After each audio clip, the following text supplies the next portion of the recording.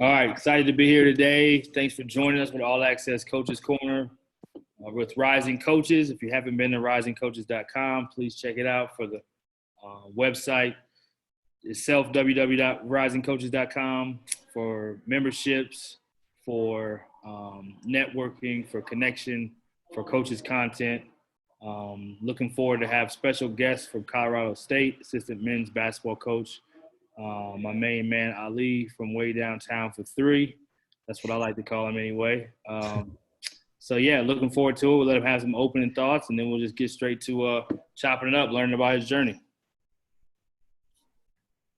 Brian, thanks for having me on, and thanks for everybody being on. Obviously, I know a lot of people that are on here too, but I appreciate it, and hopefully you guys can take something away from this, because I've been on a lot of Zooms too and trying to take stuff away, and it's been fun watching you, Brian, do this as well, because I think you got a different way of interacting with people and keeping it light, but also allowing people to learn at the same time. I appreciate that. Yeah, appreciate that. It's been a lot of fun and super excited. So I'm really biased towards Ali.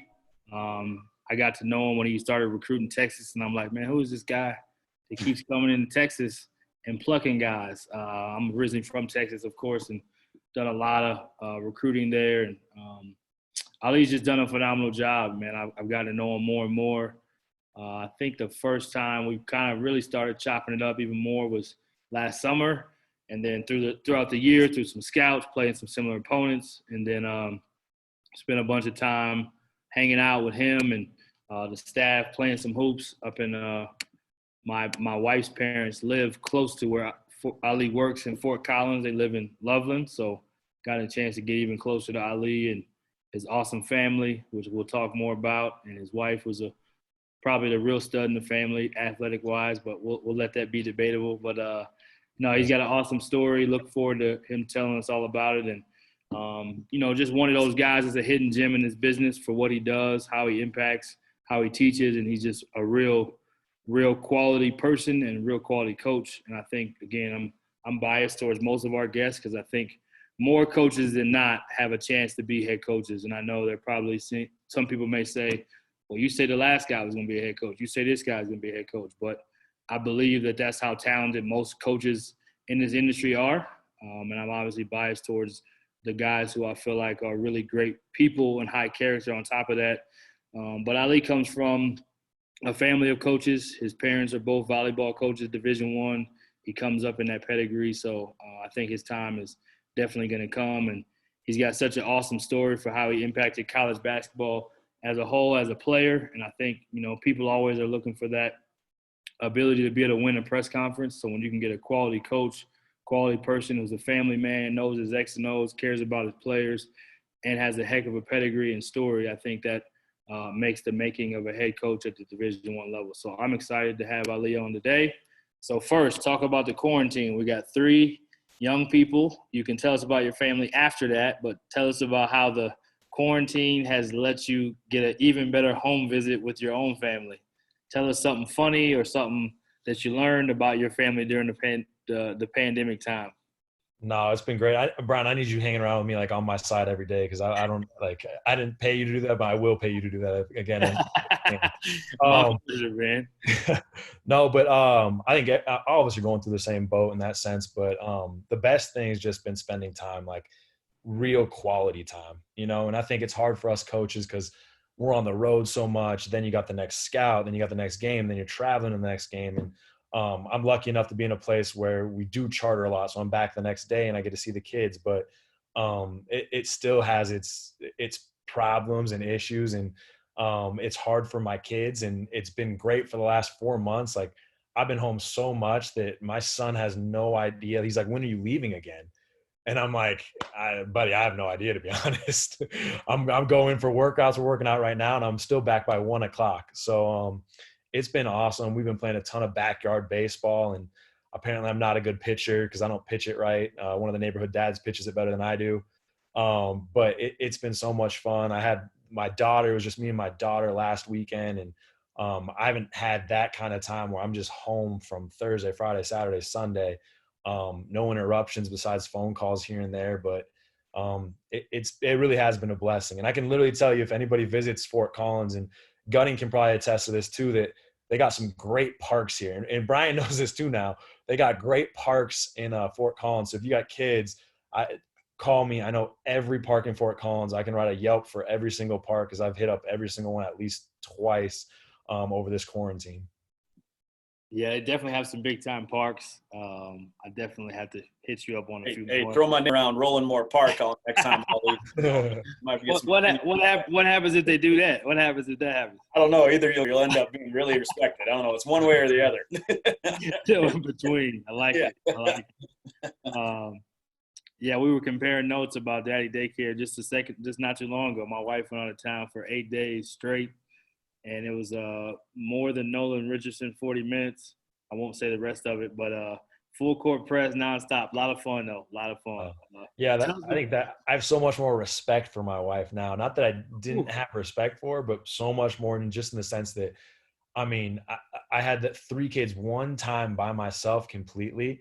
And it was chaotic. I didn't know what was going on. I didn't know how to handle it. Like I had all 3 of them were just naked running around. And I almost just sat down and was just like, I need help. Like, I need to call somebody. Is there a number to call that's going to help me? But we made it through the night. I won't say we got to bed on time, but we made it through it. Hey, as long as you made it through safe and everybody has their body parts still and no one had to go to the hospital, that's success. Exactly. That is success. You have new bars for success. And you appreciate coaching much more, just like you appreciate your wife much more. You appreciate, like, man, when I get to coach, like, I would rather be coaching sometimes and trying to deal with this than trying to lead my kids at home, because that may be even harder. Yeah, no, sometimes I feel like basically the same things I'm teaching my son, who's 5, I'm teaching my players the same exact thing, except I feel like he listens a lot quicker than some of our players do at times. Right. But I think everybody that's a parent knows that too, that it's literally like coaching is parenting. It's the same exact thing. And I think it's helped me with coaching. It's helped me realize that, most of these kids are trying to do the right thing. They're trying to do what you tell them. And it's the same thing with my son. Like, he wants to do the right thing, right, but he doesn't always make the right decisions. And that's the same thing with our guys. They want to do the right thing, but that doesn't mean necessarily they're making the right decision every time. For sure. I think for me, it's given me a different type of compassion and patience to just keep knowing it's a teachable moment, have some patience, give some grace, and then eventually, like you said, they're trying to get it, they'll get it, but just not to get too frustrated along the way. Yep. Yeah, exactly. And we added a wiener dog too, so that doesn't help. So tell us about your family. Tell us about your family, so from parents to siblings to wife to kids. Yep. So I'm one of those weird only children. But my parents were both volleyball coaches. My dad's from Iran originally, so I'm actually half Middle Eastern, even though I don't look it unless you see how big my nose is when I turn to the side. But my mom's from Iowa. She coached volleyball. She was the head coach at Weber State, Washington State, University of Iowa, and then UNLV. So I've been, and they've been married for that whole time. So, and at UNLV, which is crazy to me, they literally would drive to work together in the morning, coach practice, go to practice, come back, drive home together, eat dinner together, and then do the same thing over and over and over again. And that's incredible. I don't care how many games they won. That's incredible in and of itself. And they were successful too. I mean, at Washington State, they went to 2 Elite Eights, a separate Sweet 16. And then at UNLV, they went to the first time they made it to the second round of the NCAA tournament. It was the first time since like the 90s that they had even won a game in the tournament. So they've had a ton of success, and I got to be witness to that and got to be in the gym all the time. And see, when they were at Washington State, I got to see Kelvin Sampson's teams when he was there, Paul Graham, Kevin Eastman, and then Tony Bennett right towards the end. I think I was 12 or 13 as soon as Dick and Tony came in there. And it was a great experience. I got to see a lot of good basketball games. Washington State didn't win a lot, but I got to see like Jason Capona go off for 40 in Pullman. So I got to see some high-level basketball. I was there when Stanford was #1 in the country. And I still remember I was sitting like courtside and it's not a big deal to sit courtside at Washington State at that time because no one was sitting there. But they made a 3 to save their undefeated season. And I remember I've never been so heartbroken in my life. because that was it to me. And I still remember those games, and it still comes back to me now because I think how many kids are watching our games thinking that same way. And you remind those kids of that too, that like, shoot, I'm 32 years old and I'm still talking about that game when I was 8 years old. So it still shows that impact that you have, no matter, even if you don't realize it. But now my family, now I have a wife who's a nurse, Mallory, and then we have 3 kids, Ty, and then try to name a kid that has blonde hair, blue eyes, and his last name is Farokhmanesh, and try to put a name next to that kid. So that's been a struggle for us. We named him Ty, but spelled it T-A-I. Then we have a daughter who's 2, and her name's Mila. And then we have a son named Liam, who's 1. So and now we have a wiener dog whose name is Bo. I love it. Now, who named the dog? You know who named the dog. It was funny. We were talking the other night because we were having a kind of argument about getting a dog originally. Yeah. And I was like potty training. Like, I get it. We're in quarantine. It's probably the best time to do it. Right. And so we were arguing for about 2 months about it, and she really wanted it. And then about a week ago, she goes, you know what? When I decided I wanted a dog, I knew we were getting a dog. And I just stared at her and I was like, whoa. I love it. Yeah, she was right. So before we get to the shot, you and your wife, there's pictures of her at your games when you were at Northern Iowa. And she was an athlete too, right? Tell us a little bit about that story. Yeah, so my parents they were volleyball coaches at Iowa, and they actually recruited my wife to go to Iowa. So I couldn't even so I had to use recruiting to get my wife even. But she were committed to them when she was a sophomore. So the running joke still is that she owes my family like $200,000. But she committed to them, never actually played for my parents. But then eventually she played her whole career. She was actually and we never met before then.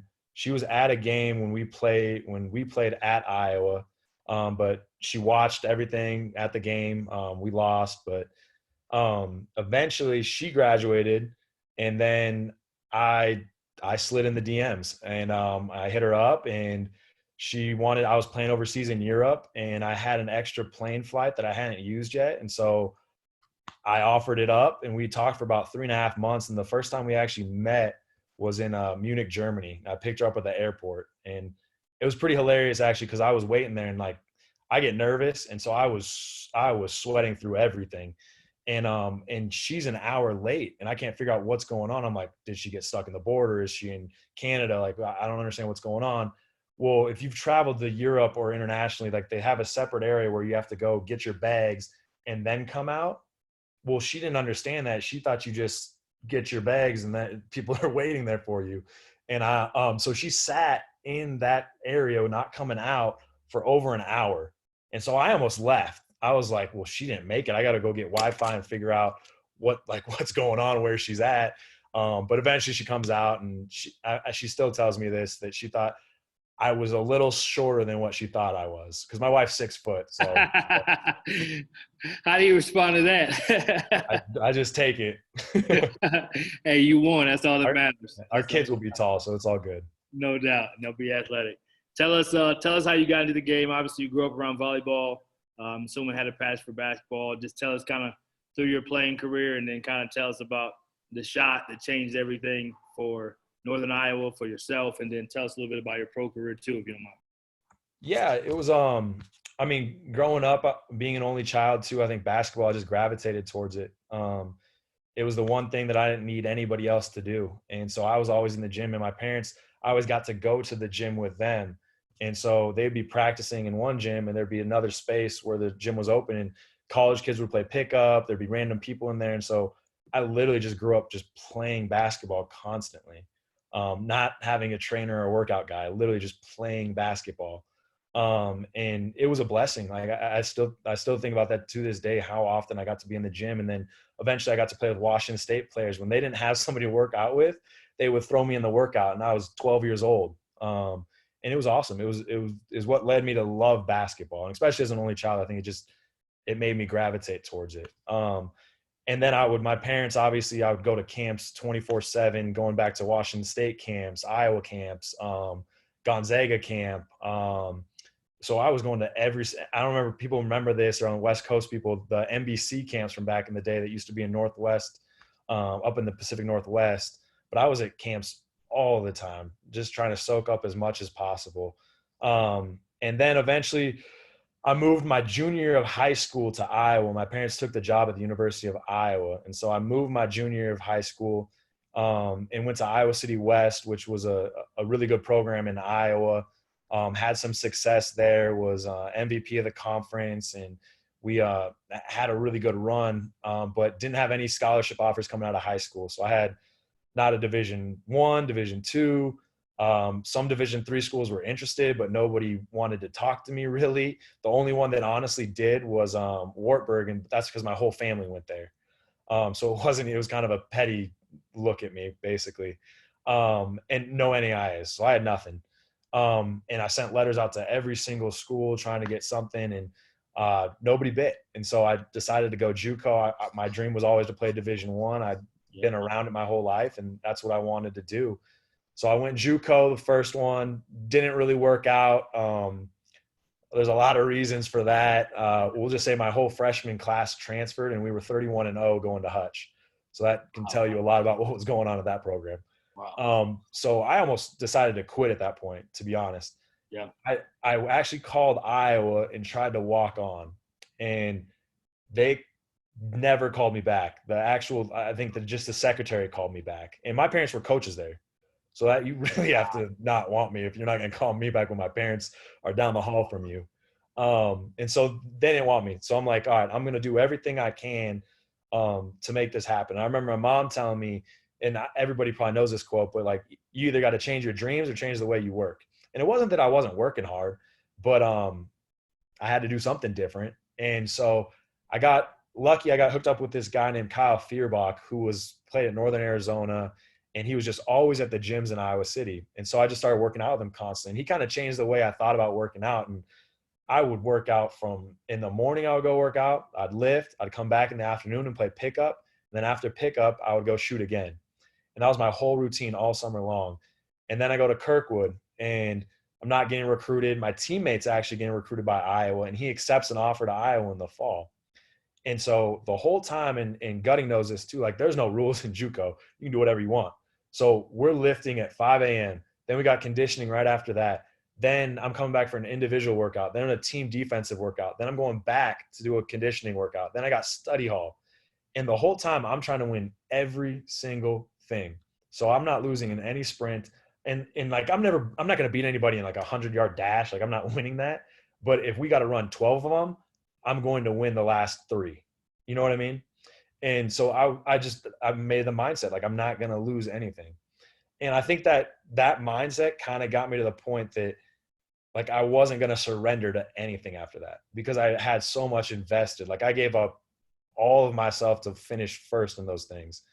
And in any of the pickup games, I'm not losing. And obviously I lost a few, but like, I was not losing. And so every coach that came in there, like, I was trying to prove something. And I think I had to lose that sense of, I'm kind of a people's person at times. And I had to lose that sense of that because I wanted something, and I looked at everybody was standing in the way of that. And so it didn't matter what I was going against. I had to do whatever it took, and it didn't matter.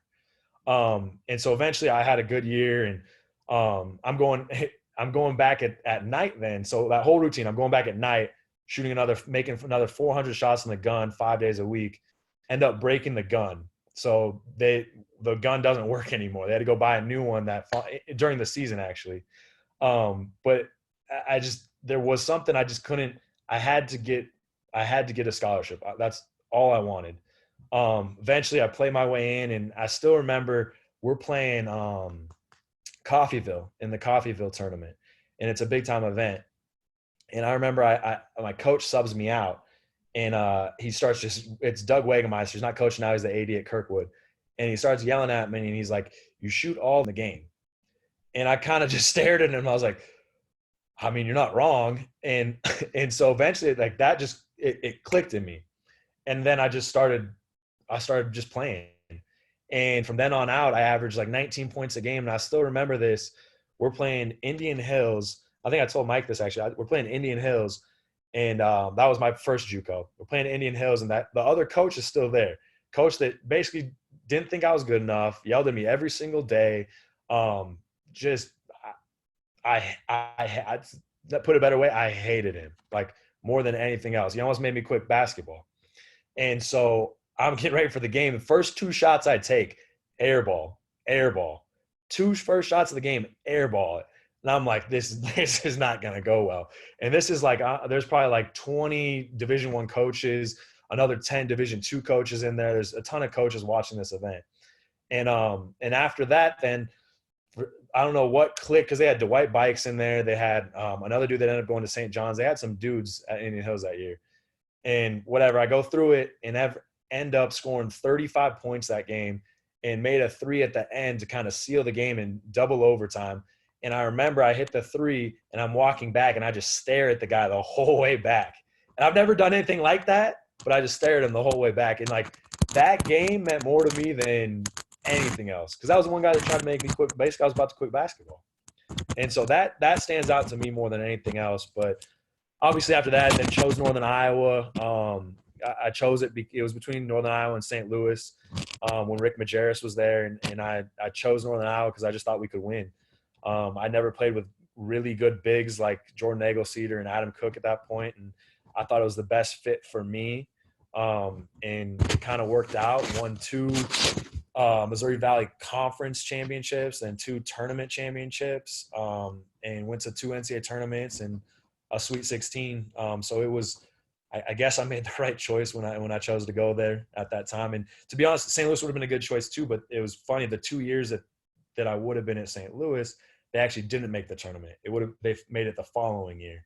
So it was kind of right decision, right place, and I truly made it based off fit, and that I thought I could be successful there. No, that's big time. So definitely the hard work, kind of that chip on the shoulder, kind of that underdog, not appreciated, don't think I'm good enough kind of mentality led you all the way to when you do win a conference championship and then you do play the tournament, you still have that mentality. So tell us about the tournament success and even the championship success and the shots and the Sports Illustrated cover. And tell us a little bit about that part of the journey, because obviously that's a pretty everyone else doesn't know the backstory. Most people that know who you are know you from the front story. So tell us about the backstory behind the front story.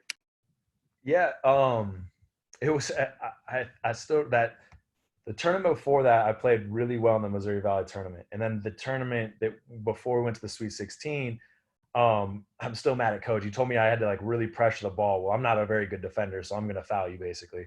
And so I got 2 fouls in both the games right away, and I'm like I didn't get to play the whole first half because he was like Coach Jacobson was 2 fouls, you're on the bench. So I was on the bench those first 2 games, so I was upset, but we ended up winning. I played well in the second half, but then we go to the tournament, and I remember the first year we were excited to be there. Like we were just excited to be in the tournament because we weren't supposed to be there. We picked 7th in the league, end up winning 11 games in a row, make the tournament. It was great. Then the following year we have a little more expectations. We're like kind of on the outskirts of the top 25, have a great season, end up winning. We end up winning 30 games at the end of the year, but we ended, what do we have, 24 wins going into the tournament, or 25. Then we win three in a row in the conference tournament, all by 15 plus. So we're expecting, hey, we're in great shape. Like we're not letting any committee make a decision on whether we go. Like we're going to take things into our own hands and make it happen. So we end up going. We sit there. I remember we're in the room or whatever, like watching the selection thing, and we see Kansas, number 1 seed, and then it pops up Northern Iowa, the 8 seed, and we're like, what? Like we're 9 seed. We're like we're ranked in the top 25 when that came out. So I'm like, I'm thinking 6, 7, maybe a 5 if we're lucky. No, we get the 9 seed and got to play Kansas in the first round. But I still remember Coach Jake saying to us before the game, look at it as an opportunity and nothing more than that. And we really took it upon ourselves and we're like, it was a great opportunity. You get to play the number 1 team in the country. If the same play happens and whatever, I make that shot against, I don't know, Billy Joe or whoever it is, it's not as big a deal. But when you beat the number one team in the country who's expected to win the tournament that year, it changes things. And I think that changed our whole mindset going into that game was like, hey, this is an opportunity. And I remember we beat UNLV in the first round. Second round, we're coming out, and they there was a game winner too as well, or a game sealing shot more or less against UNLV too, or no, am I mistaken? Yeah, no, you're right. Yeah, made a three to seal that one too. So I had a decent weekend. But we're at half court and you can't touch the balls, right? And I remember the Morris twins are just talking crazy to us, and these dudes are like just recklessly telling us like they don't know who they're messing with. Y'all should just go home now. Blah blah blah. And I'm just trying to warm up. I'm stretching my quads, everything else. And then the game gets going and we get off to a hot start. And I think that's what changed everything is we jumped on them early. And I really think like you look at most upsets or games like that, it's easier to play with the lead early. And I thought that's what we did really well is like we came out on fire. You can't tiptoe into a game like that. And we got going early and everything started clicking and it kind of went from there. We're up at halftime. We're playing well. We're up 12 at one point, and then we just start falling apart. And so we're down now. We turn it over. We're down. We're up one with 35 seconds left, and we get the ball in bounds, pitch it ahead, and I catch it, and they back off. And I think it just becomes instinctual at that point. And I think it just becomes one of those things where you don't think about it. And any good shooter is going to tell you, like, the minute you pause and think about it, you can't shoot it. Like there's no pausing. And it never went through I didn't think about 35 seconds minus 27. Okay, we got 8 seconds. I'll pull it out. It was more like I have a chance to win this game and end it. I believe in myself. That's all I need. And I knew my coaches did too. And I think that's another big thing too, is that Coach Jake instilled that in us. So I didn't have to think about it. And I think that's such a bigger thing than just me believing in myself. It was that I knew my coach believed in me and he was going to have my back no matter what. So I never thought about missing it. I never thought about not taking it. I just knew that coach had always let me shoot those shots and I was a shooter and that's what I do. And at the end of the day, it was like all those moments of shooting, all those extra shots in the gym came in that moment. And I really do, like, I'm a firm believer, like if you put in enough work and honest work and you do the right thing day after day after day after day after day, not for a week straight and take 4 days off, like day after day after day, good things happen. And I'm a firm believer in that because I put in a ton of work to get to that point. And I really do believe like that was a moment and you have to take it. But I think everyone gets those moments, but it's a matter of whether you're going to take it or not.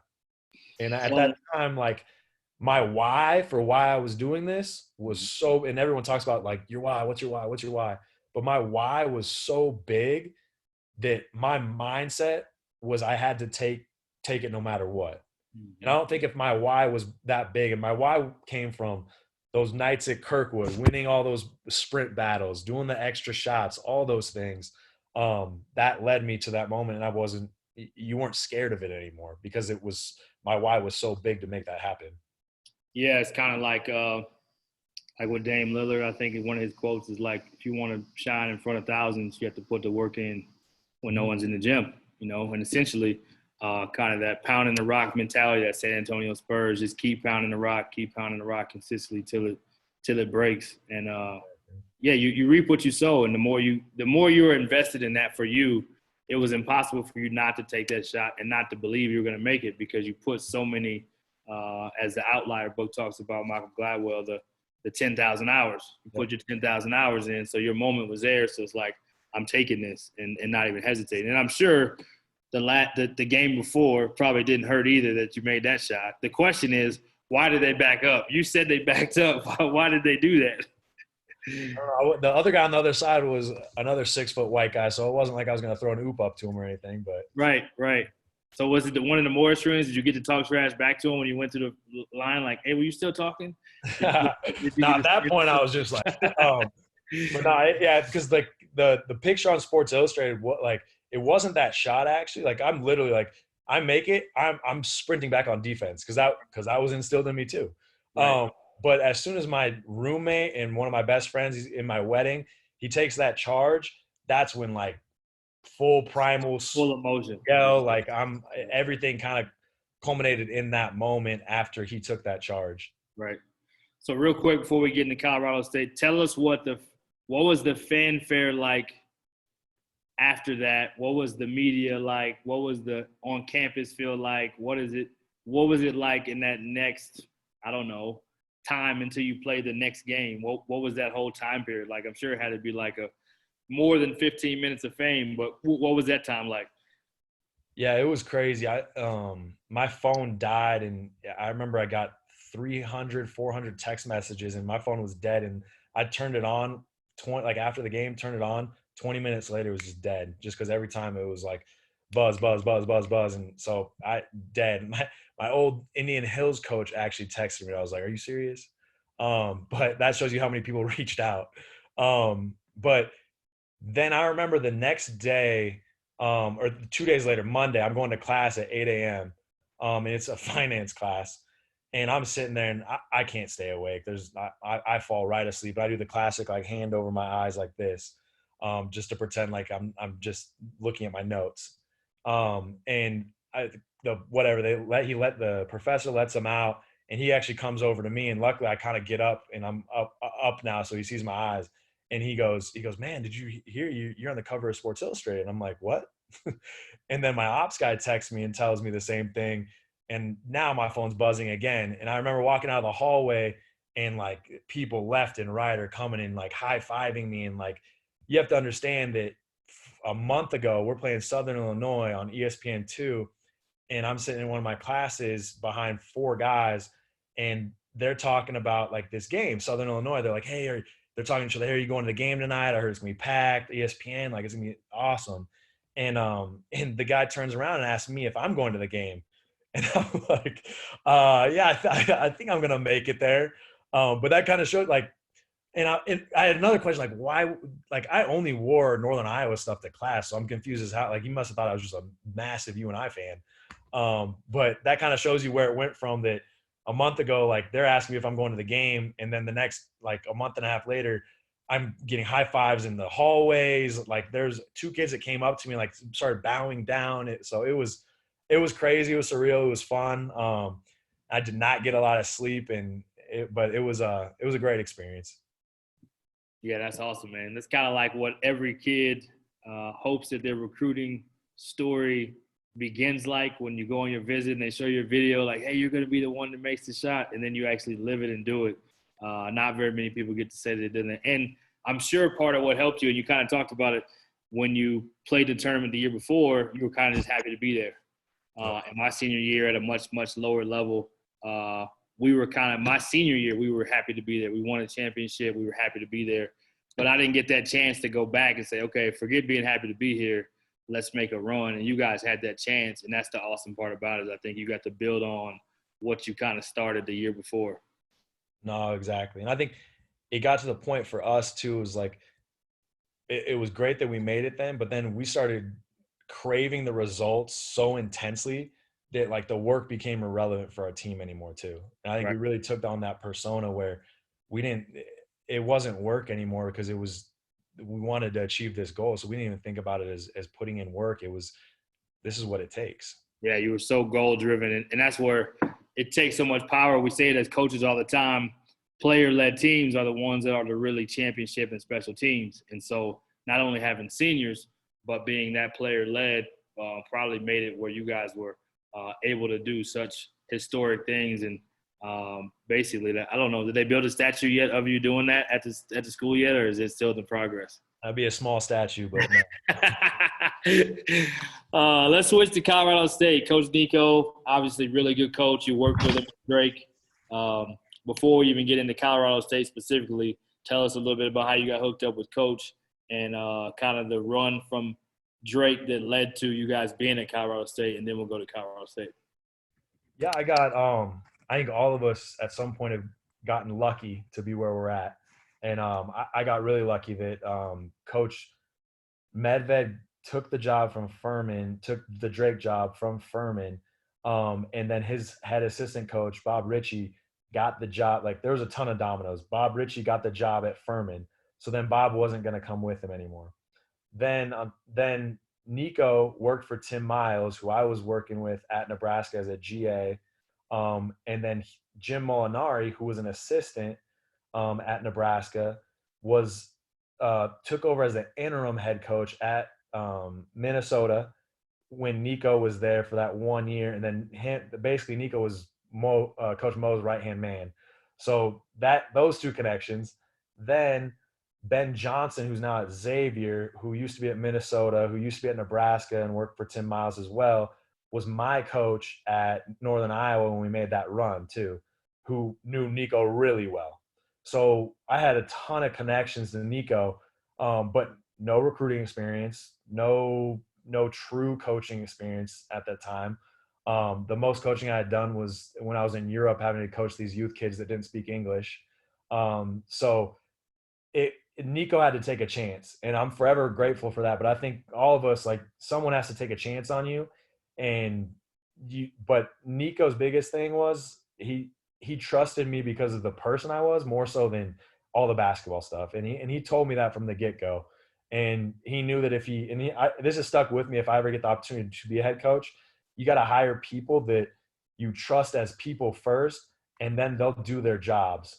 And I think Nico's adamant about that. Like, he doesn't just pick guys because you can recruit or you can get me players or you can whatever it is. Are you a good person? Are you about the right stuff? And do you care? And then I know you're gonna recruit. You're gonna figure out a way to recruit. You're gonna figure out a way to develop people. You're gonna figure out a way to be the best scout coach you can possibly be. But I think Nico does such a phenomenal job about caring about those things first, as opposed to caring about everything else that sometimes people initially think that's what makes you an assistant coach. No, that's awesome. That's words to live by, and that's part of why you guys have had so much success, and coaches had so much success from not many guys have been able to make the move from Furman, correct, to start, yep, to Drake, to now Colorado State in just such a short amount of time. I mean, I remember I worked for Ross Hodge, who worked with him at Colorado State as an assistant, and I remember when those guys first got the job and are getting it going and having that tournament team, and then Nico takes the Furman job, and the next thing you know, he's at Drake. The next thing you know, you look up, he's at Colorado State back as the head coach. It's like, wow, that happened fast. So definitely makes sense with his background. Tell us what makes Colorado State special. Man, I mean, campus is beautiful. I think when we first came out here, I was surprised at how beautiful campus was. They've invested like over $1 billion over the last 15 years in terms of the development around campus. And it's a big school. Like, it's actually, I think it's 28,000 undergrad and then another 6,000 graduate students. So it's a big school, but it's all within one giant square radius. And that's what I think makes it nice. You get a real true college feel to it. And then you got the mountains 7 minutes away from you. Like, and Brian, you're experiencing that. Like, there's 300 days of sunshine. You wake up every morning and it's a different mood to it. Like, I come from Iowa, so I'm used to like having some dark and gloomy days sometimes. And you really don't have that. Like, today it rained for a little bit and it was gloomy and the sun's out again. And I think that's what makes it different. And then, like in Colorado, people vacation here in the winter and the summer. There's not a lot of places where people come to vacation that have all 4 seasons that come to visit at all times of the year. And I think that's what's special about being in Colorado. And you can ask any of our players, and they come here and at first I think they're a little apprehensive about it. But then they come here and they love it and they just want to come back. And you see so many former players that are always coming back to visit, are always wanting to stay involved. They're coming to see their team play again. And I think that's what makes it special, not just from a program standpoint, but from purely a location place. And people want to come visit here. Right. No, you're 100% right. It definitely has a draw that's more than what you expect it to be. And it's kind of the longer you spend time here, the more you're like, pretty good. It's pretty Exactly. good. I can settle in here. Tell us what makes Colorado State men's basketball program under Coach Nico so good, and what makes it special?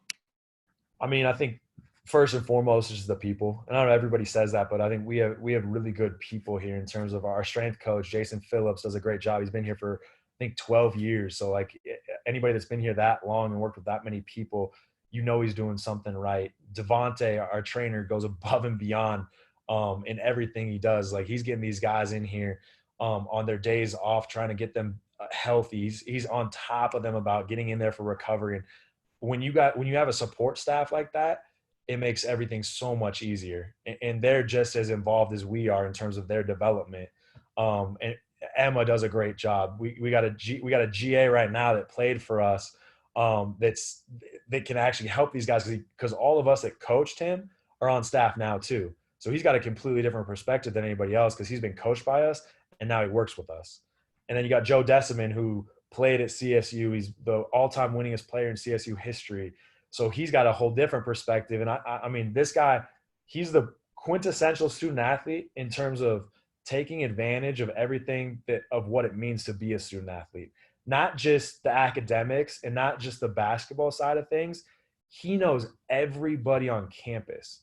He could get a job in a heartbeat and make 6 times more money than what he's making right now if he wanted to. And I think that's what's missing sometimes, is these kids don't understand how much access they have to people that have so much influence within their communities and outside their communities. And you got to use that as your advantage to help yourself in life as well. And that's what Joe's done. Joe's done an amazing job with that. And I think he's the perfect guy in that spot, because he can still relate to him in terms of he's 27 years old, but he can show them like, hey, like, I got relationships with all these people. You guys can do the same exact thing just because you have more access to them because you play basketball. And then obviously Aaron does a great job. Aaron's the guy that does everything on our staff. And if for any young coaches, like, talk to Aaron about, there's no job that's too small. And I think that's a big thing with him. Like, he'll tell you about stories with Richard Pitino about picking up laundry and stuff. But there's a reason, and like, that sucked, I'm sure. But there's a reason why he is where he is now, and why he has such a big role on our staff. Like, he does our scheduling as the ops guy. And I don't know a lot of other people that do that. And that shows how much faith Nico has in him. But that's because he's always been there for Nico and for us. But I think that's a perfect example of, like, if you want to move up, no job's too small.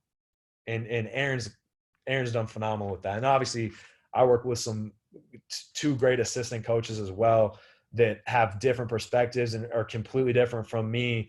And that's why we work so well together. And Coach J.R. Blount and then Dave Thorson as well. And they got so much different experiences that I'm learning from them. And we bounce off each other so well, because JR, like you said the other day, Brian, JR is a little quieter, and then Coach Thorson is not quiet, and he's one of the most passionate people. But there's this old disc assessment that we did, and we're literally, all 4 of us are in a different quadrant. And I think that's why we work so well together, is because we are so different, but we have the same morals, same values, same interests, and that's what makes it work. Same passion, same selflessness, same everybody's all in for the common goal. You know, Absolutely. No one thinks that they're bigger than I think that's a cool thing, your staff chemistry, for sure. I mean, even just being around you guys the time I have, it's impressive to see, because a lot of staffs, once you're done with the office time, like, everyone goes in their separate ways. Doesn't mean there's beef or a problem, but everyone doesn't have that same connectivity that they want to continue to hang out with the people on their staff when they don't have to, because it's like you spend so much time around each other as it is. So I think that's a super impressive thing about you guys' staff, which correlates to having 20-win seasons and continuing to build Colorado State back to where you want to build it to. So credit to you guys on that. Tell us 4 things or one thing you love about these 4 categories, okay? What's one thing you love offensively, which I think you're going to get into later? What's one thing you love about what you guys do defensively? What's one thing you love that you guys do in recruiting? And what's one thing you love about you guys' culture? Yeah. I think one thing I love that's not maybe X's and O's as much is just – and, like, I hope I can take this from Nico, is that he constantly has a pulse of his team. And he's always searching for that pulse. And what I mean by that is understanding, like, where each guy's at, and not just the team, like, where each guy's at. And he's always asking. He's like, because each of us kind of, you know, each as an assistant, you each kind of have your own guys. Like, you're collectively, you know, everybody, and you're close with everybody on a different level, but you have those 4 or 5 guys that you're really connected to. And he's always asking us, hey, what's going on? Like, what's he thinking right now? Okay. Do you think I need to talk to him more about some stuff? and he'll pull them aside before practice, after practice, and just try to get a feel for how they're feeling. And I still remember we were at Drake, and they previously, I don't know if probably don't know this, but the 2 years before we got there, they had won 7 games in 7 games. So not very good. And we're getting ready. And like the one thing about taking over a team that's not won very often, and we had 5 seniors and 2 redshirt juniors, so it was an old team too. The one thing about taking an older team that hasn't won is the buy-in is so easy because they've never won. So it doesn't like they'll buy into anything at that point. And so they were fully bought in. And I give them credit for that too, though, because they were bought in, and that's why it worked out. But I remember the first game we were playing a D2 team, Minnesota Crookston, actually. And they weren't very good. They were picked 7th, I think, in their league. And whatever, there's nobody in the stands. There's like 70 people total, and I know 50 of them. And that we're getting ready for the game, and I'm thinking like, all right, I feel good. We're ready to go. We're down 13 at halftime to a bad D2 team, like not a good D2 team. Like we're not playing Northwest Missouri State at this time. Like Crookston wasn't very good at the time. And he goes into the locker room, and like Thor, JR, and I, we're losing our minds. We're like, what are they doing? Like they're making this cut. They're doing that. Like this is like nothing we practice. You know how like we get sometimes we're like nothing we practice is working. Like we're losing our minds. I'm about to throw a water bottle. JR's like, he's running back and forth, and Thor's just kind of like rubbing in the back of his hair back more. And Nico walks in, and we're all like anticipating like, he is going to crush these guys. And he walks in and he goes, all right, well, that didn't go well. Let's settle down. What do we need to get better at? Like what do we need to do when we go back out there? He's like, and he specifically says, we cannot kill these guys. They are already fragile. And he literally goes in there and kind of just walks up, and these guys' heads are down. Like they think they're about to get blasted too. And he goes, pick your heads up. Walks in there and literally just goes through, what do we need to do to get better? How can we get better right here? What do we need to do? He starts asking them questions. I'm like, you're asking them? They don't know what they're doing. We're down 13. And he's just asking them, like, what do we need to do? And so they start talking. They pick their heads up. They're looking at each other now. And all of a sudden, we come out there and we end up winning by 20 in the second half. And I've never seen, like, I thought we were going to get lit up. And it really was. It was like a changing moment for me in my career too, to understand, like, you can't choose how you're going to react based on how you feel. You got to gauge what your team's feeling. And in that moment, those dudes, they were fragile. They knew they were down 13 to a Division II team. They know they weren't supposed to be in that situation. So it wasn't like they were feeling it just as much as we were, and probably more so because they were trying to do what they could to do right by us, because they were bought in at that point. And I still remember that, and I'll take that with me to the end of time, that you got to feel the pulse of your team. You can't react on how you feel. You got to judge how they feel. Yeah, that's a powerful one. That's almost exactly what you were talking about in the beginning of the Zoom with your kids.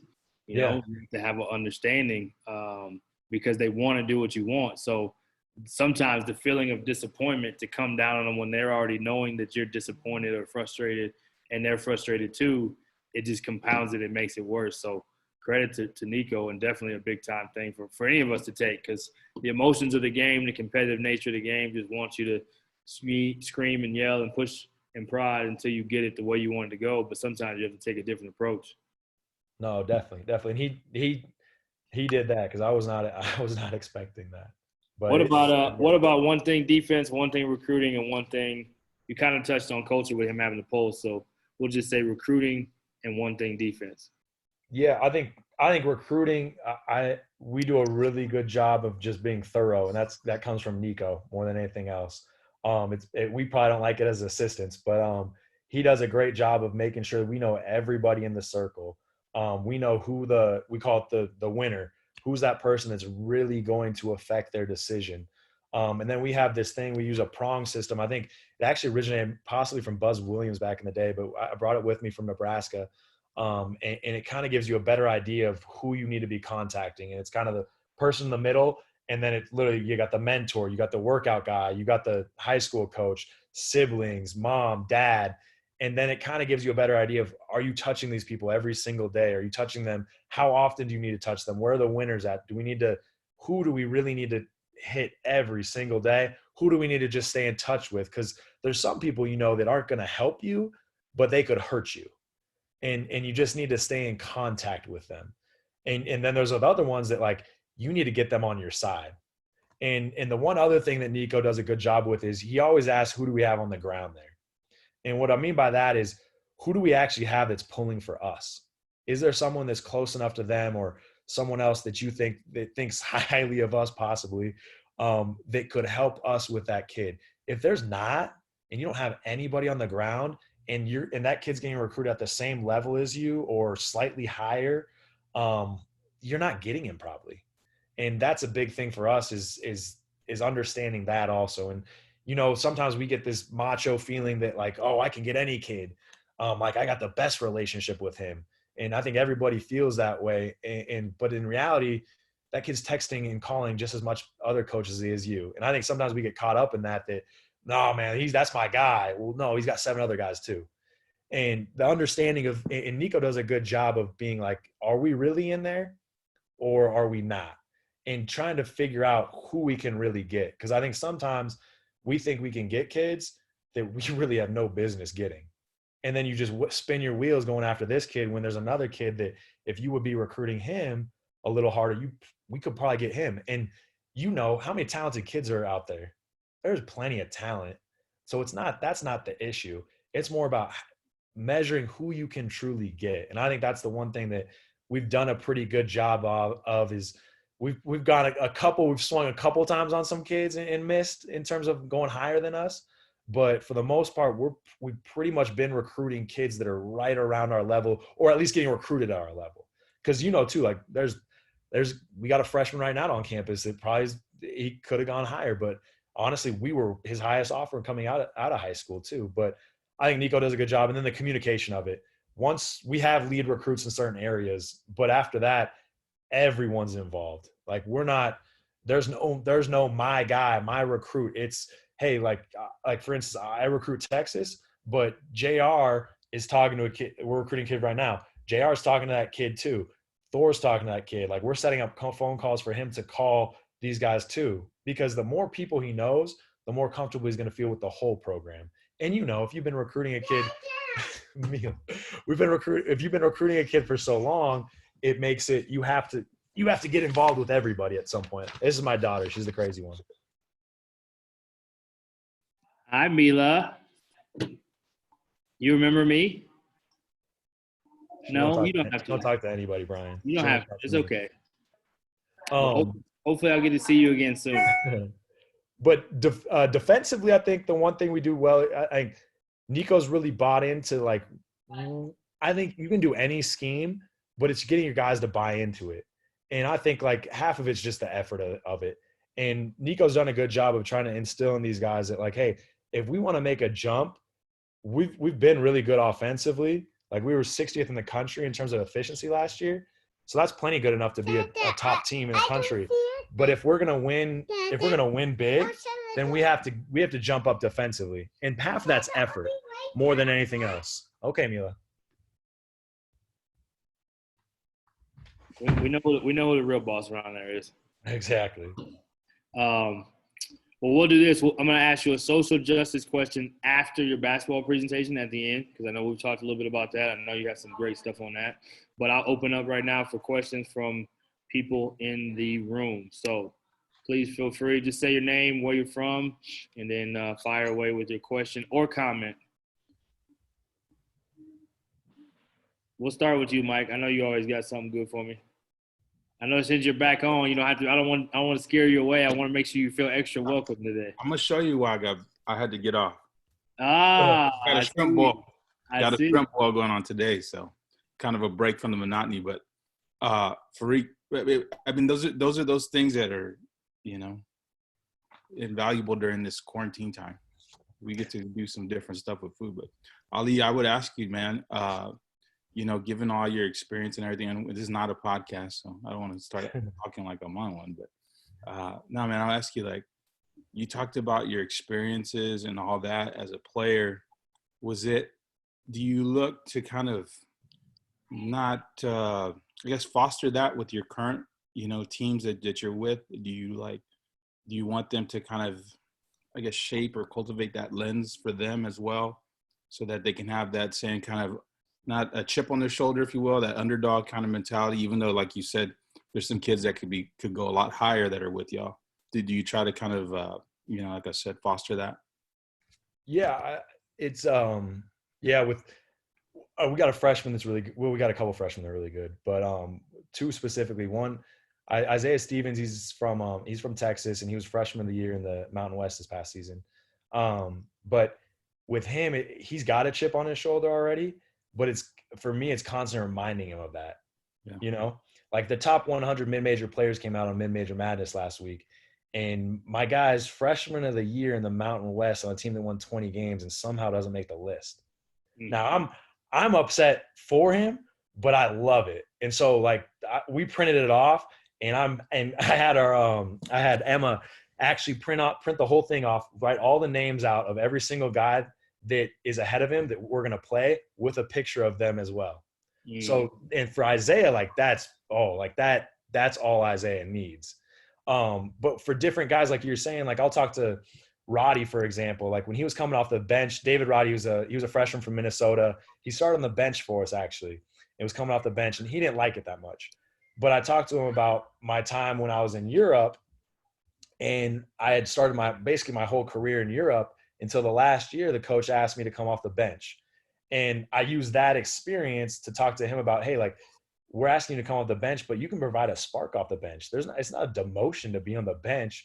Like, use it as an advantage. And eventually, like, it probably backfired, but because he ended up starting. But it allowed him to embrace that role of coming off the bench more than he was previously. Like, he was kind of upset about it, like pouty a little bit. And then once he stopped pouting and he started just playing, well, then we had to start him too, because he was that much better than everybody else. But I think definitely, Mike, I try to use as much of my experiences to help them understand better, but also let them know that, like, I went through the same things you guys are going through. And I think that adds a human element to it, but also it justifies them feeling the way they're feeling sometimes too. Because I think those guys feel these things too, and they don't know how to talk about it, but you can sense it. And that's where, like, you can pull up those experiences. And I think it's easier for them to understand it than me just telling them to do something. I can tell them, like, hey, I went through that. So you can, like, you're going to be just fine too. So I have a second question to kind of like piggyback off that whole kind of underdog mentality. When you do become a head coach, depending on, I guess, Division I, Division II level, wherever you're going to be at, how are you going to recruit? Are you going to recruit the underdog kind of guys so you can build them up? Or are you going to go, 5-star McDonald's, Burger Boys? How are you going to do that? I do it the same way we're doing it right now, in the sense that we're going to always look for character first. Like what you guys said, like, talent's everywhere. Like, we'll find talented people. But I got to find character first, kids that are going to be able to push themselves. I'm going to find competitive kids. If you're not competitive, it doesn't matter what's going on. And I think the biggest thing that, like, we miss on more than anything else, and, like, when you talk about potential, we always talk about, like, wow, that guy's got so much potential. To me, like, part of potential is how much passion somebody has for something. Yeah. And if you don't have passion, like, if Giannis didn't have passion, he wouldn't be where he is right now. He'd be Stromile Swift, right? But because he's got so much passion, that's why he is where he is. Like Isaiah Stevens, Isaiah he absolutely has some talent, but he's got so much passion for what he does. That's why he's really good. Like today, for example, he or two days ago, we're doing the shooting drill, 2.5 minutes, and we keep track of it. And he's down to the very end, and like 41 is the record at the time. And he goes and he gets 42, 43, 44, and then he screams at everybody in the place and goes, "I'm winning every drill." Screams it out. But, like, that passion is why he's going to be good. And so, like, to me, it's, you got to find guys that have passion, and passion looks different for everybody. Like, for Isaiah, he's yelling, he's talking, that's passion. For other guys, it's diving on the loose ball. It's setting aggressive screens. It's chasing down after every play, like sprinting the floor, like not getting beat, like being the most physical guy defensively. Like, that shows me passion too, because it shows me you don't want to give in to anything. So I think passion can go a lot of ways, but I really believe like those things, I'm going to always recruit those first, no matter what. If that happens to be a 5-star guy, great. If it happens to be a 2-star guy, I bet he's going to be better than the 5-star guy someday. Yeah. Got you. Appreciate that, man. Yeah, man. Great answer. Great question. Whoever wants to shoot next. David, you up next? Yes, sir. Go ahead, David Monk. Choi, product of Washington State, just like you. I'm an assistant at Highline College, just south of SeaTac Airport. You mentioned Isaiah Stevens. You mentioned recruiting in Texas. I'm assuming you recruited him. Do you feel like a sense of pride of knowing a player is your recruit? And do you often find there being like a bias when you're talking to a coach about, hey, you should put Isaiah in or something like that? Isaiah was easier because he was just good. But I think that's I think you got to try to get past that, you know? And it is hard sometimes because it's not even so much that it's like my recruit. It's just that as a human, you feel a deeper connection with kids that you spent that much more time with. You know what I mean? And so that is, I think that's hard. And I don't know how anybody else feels about that, but I find myself having to think about it more as opposed to like thinking with my heart. And sometimes like when you see someone work that hard, you want them to be successful, you know? It didn't matter if he's my recruiter, like David Roddy, for example, technically he's not my recruit. Right. But I'm working with him. I know him so well now. Like I want him to be successful. So like there was times when he couldn't guard a soul, but I wanted to give him that chance because I knew he cared so much. I knew he worked at it. I knew he wanted to be great. But I knew in that moment that this other guy was probably better in this situation for us. And so you got to put that aside and kind of lose that bias sometimes. But I think all of us come with it. And I think that's super hard because if you're in coaching, you do have, I hope you have a heart, but you have a heart and a connection to kids that you got to get past. And I think you're right though. Like that's one of the hardest things because you start caring for these kids in different ways, but you can't let that get past what's the best thing for the team in that moment. And it was hard for me too because I do a lot of the subs too. So and like I can see when I'm looking back to call that next sub in that like I get 9 eyes looking at me like, hey, come on, you know. And that's one of the hardest jobs. I had that job at UTEP. One of the hardest jobs to manage the subs. Man, nobody's friend. No, and even the guys that play a lot, because when they're out, they're just staring at you too. Oh, well, or they'll just sit next to you and just start lobbying like, "Coach, I gotta get back in. Coach, I gotta get back in. Coach, I gotta get back in." Yeah. It's funny though too, because like I was doing the same things. Like if I knew who was subbing, I'd be like, "Dang, he's got to rotate. What was he doing?" Like throwing those easy comments in there, like, "Hey, like that guy's messing up. That guy's messing up. You probably should put me in."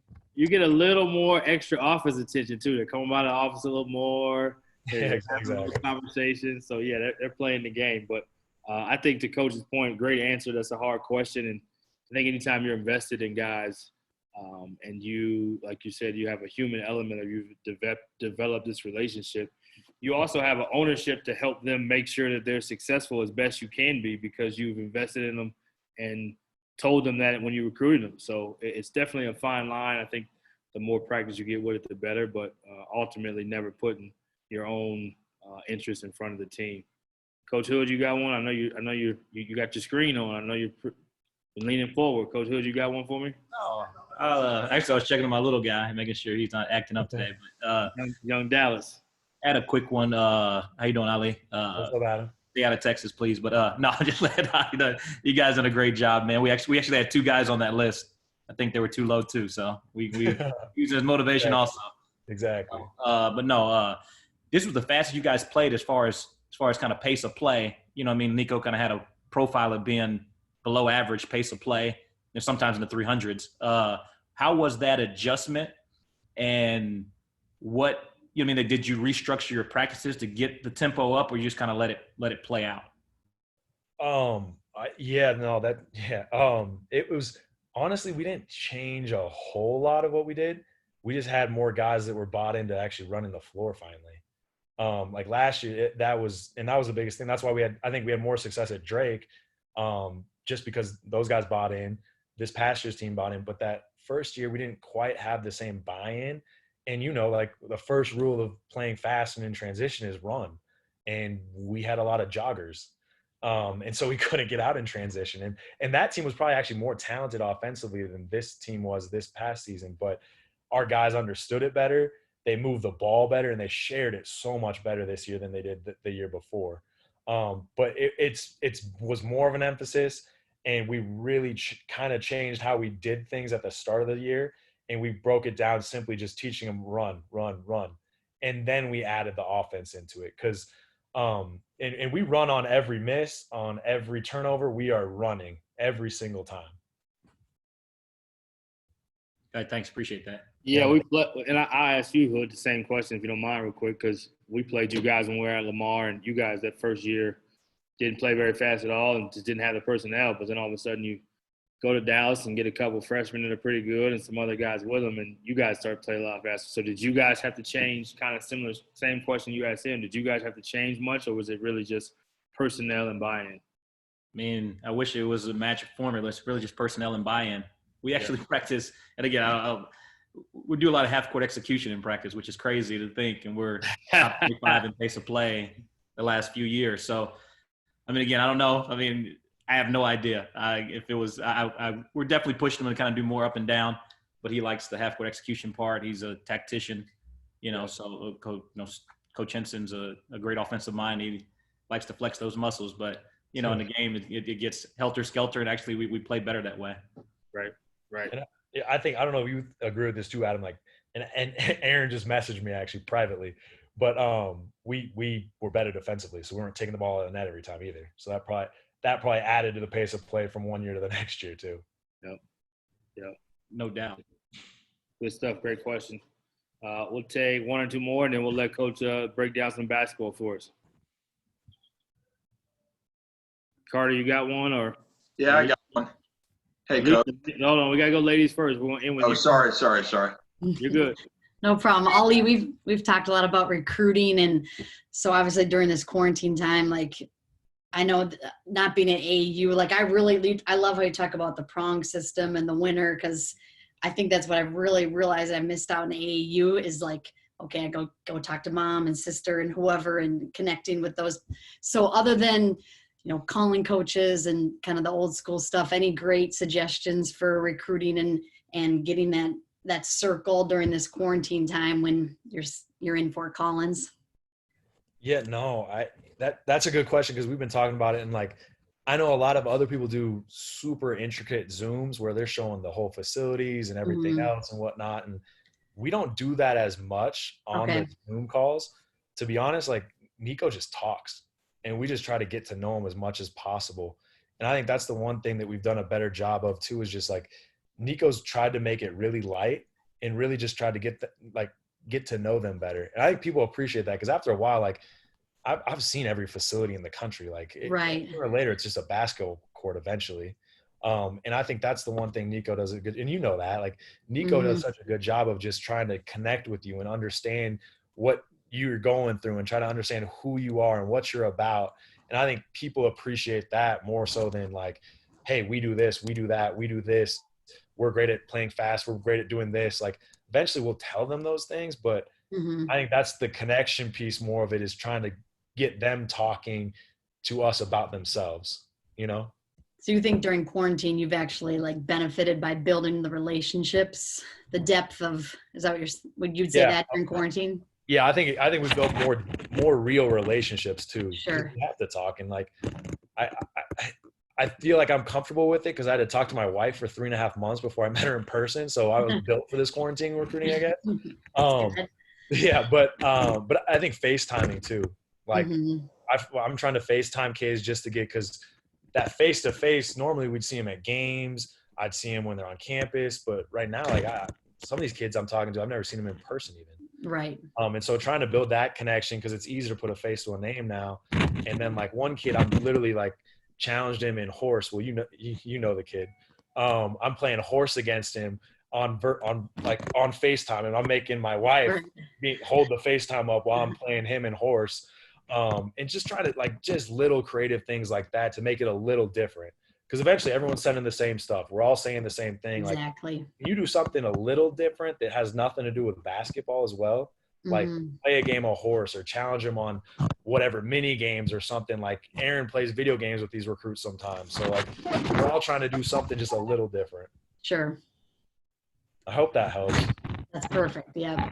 Oh, it's good. I mean, it's all about trying to figure out a way to be authentic, but still have some fun and separate, you know?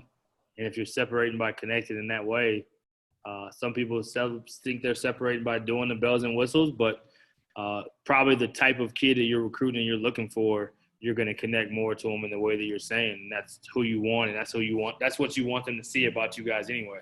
So I think that's a good point too, Brian, because it's like Nico's big about that. Like, if he doesn't feel a connection to a kid, like we stop recruiting him, to be honest, no matter how good they are. Right. I think that's sometimes if a kid's not interested or you don't like talking to him, well, you aren't going to like coaching him. Right. Why keep recruiting him? Even if it is like, hey, he passes it, he shoots it, man, he's probably above us, but like there's just not a fit. Well, it goes back to a little bit of what you said earlier, though. Like we all think that we have this certain, whether it's connection or, oh, this is my guy, or I have this ability that I can get to them once they get here. But it's like you said, if you don't have that foundation and you're not building that connective energy and that chemistry, then probably better to go a different direction. So that's credit to Nico, and he's done it at enough places. He probably knows what really works for him too. Yeah, and I think it's like I don't see a lot of people that just change completely, but I see people grow. Yeah. And there has to be some foundation there to start with. And I think that's like kids make bad decisions. They mess up. And I think that's where you got to decide, are they making a couple bad decisions, but their heart's in the right place and they're about the right things, but they just make bad decisions. Right. Okay, well, they can grow from that. Right. Like if they're inherently like a bad person or don't have any level of respect for people, well, I think that's changing then. Yeah. You know, as opposed to just growing. And most of the time it takes pretty dramatic circumstances for people to really change. Mm-hmm. Yeah, exactly. Carter, we'll end with you, and then we'll let Coach break down some hoops for us. Hey, Coach. Just had a question about in regards to playing overseas. What concepts did you take back when you started your coaching career and try to implement at Drake and Colorado State? Great question, Carter. Good question. On a lot of ball screen actions, because when I was playing, we didn't run a whole lot of ball screens, and so I learned so much more about reads and how to come off a ball screen, how to set up a ball screen, how to read when to attack the ball screen. And then the other thing that I think I learned the most, to be honest, was just teaching everybody the same language. And I think my first year overseas, I was in Switzerland and they spoke Italian and so in English, but they would say certain things and one of my teammates would say something and another team would call it something else. And we were never on the same page then. And so to me, like your language and how you speak to one another has to be the same no matter what's going on. And that was, and I changed from that first year because I didn't have a great coach my first year. And it was a low budget team my first year. And then my last year we're playing Euro Cup and like they're all from the Netherlands and we all speak English, but we all spoke the same basketball language too. And I thought that's what made us that much better is when I said something, everybody knew what was happening. If one of my teammates said something in his broken English, I still knew what was happening. And I think that language and the basketball language is such a key piece to teaching and being able to react quickly because, you know, basketball is such a quick thinking game. If you have to completely do a full sentence to tell somebody what to do, it's too late now. Thanks, Coach. Really good question, Carter. Yeah, thanks for all the interactive questions. Let's get Coach he's going to present on some offensive transitional things that they do and then also some player development. All right. Let's see if I can get this to work. If you have questions while Coach is presenting, you can just put it in the chat and I'll just kind of fill it in as we go. Okay, there we go. All right. So, kind of what Adam was saying about our transition offense. And so I was going to talk about that, but we call it Phoenix. Can you guys all see this? Is good? Okay. Yeah, you're good. Okay. So we call it Phoenix, and it's our transition offense. It's kind of a little bit of old Mike D'Antoni style. But so last year we were 37th in the country in points per possession, in transition, and 69th in the country in terms of number of possessions. And you all know Synergy is not the most accurate in the world, but it's close enough. Then I use Hoop Math as well. And so Hoop Math had us at 1.19 points per possession when we were in transition. And then I actually added this up and looked at all our conference games. In the last 10 conference games, and this makes sense for us since we started 2 sophomores and 2 freshmen. So obviously we're going to get better as the season goes on, hopefully. In the last 10 games, we averaged 1.29 points per possession, which we were averaging 1.08 in terms of just total points per possession. So obviously, if we can get out in Phoenix, good things usually happen. And that's the same for most people, but we're running on misses and turnovers.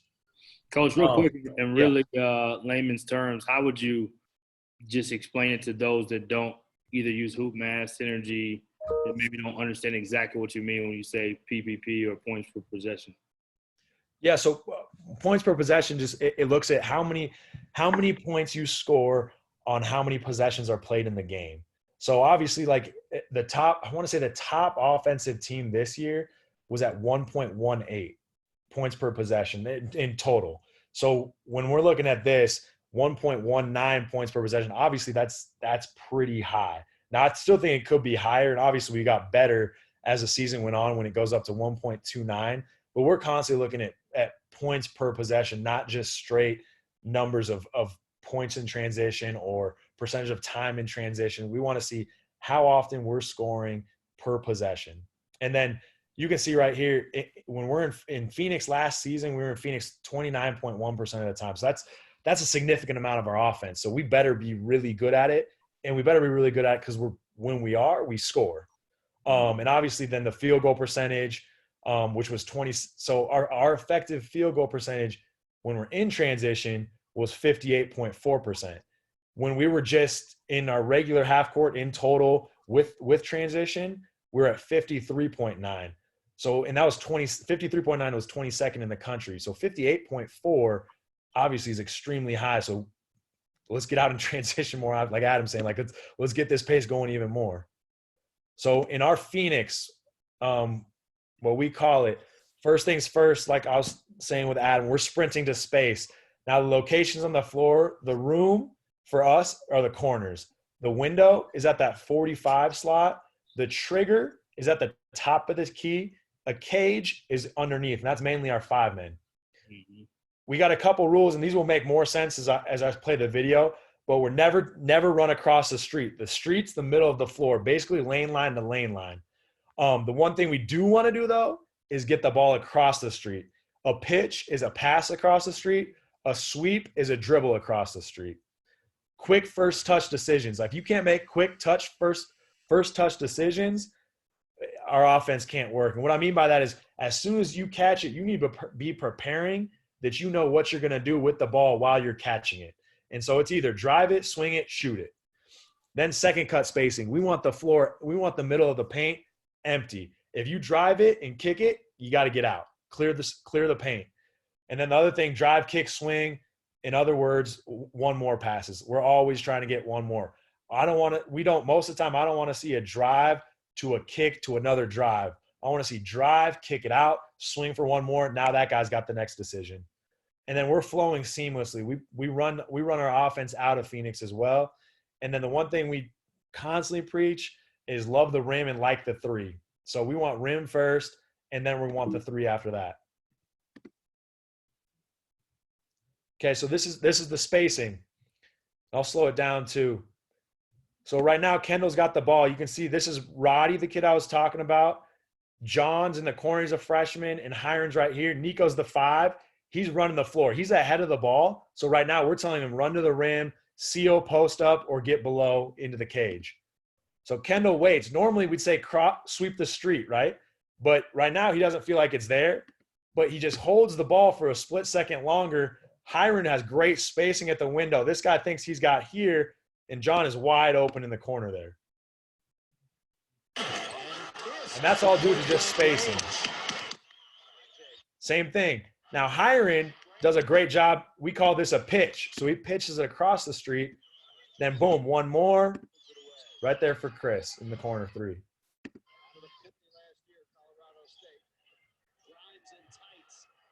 Now we're running on the break again. You can see the spacing. Adam's running down to the room down there. Kendall's running the room here. Roddy's running to the window right here.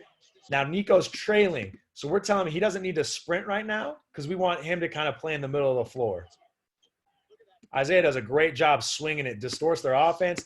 Now Roddy is a 20% three-point shooter, so this is perfect. Drive it. He does a little shot stop, gets the rim off 2 feet, finish.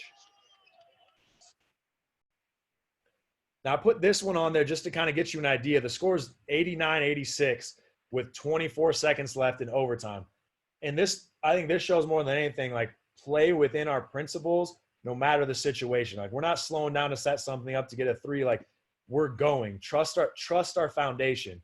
Get it ahead, pitch across, perfect spacing again, right? Roddy's in the window, Kendall's in the room, 3, tied up.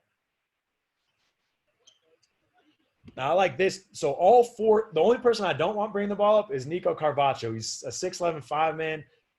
Not a great ball handler.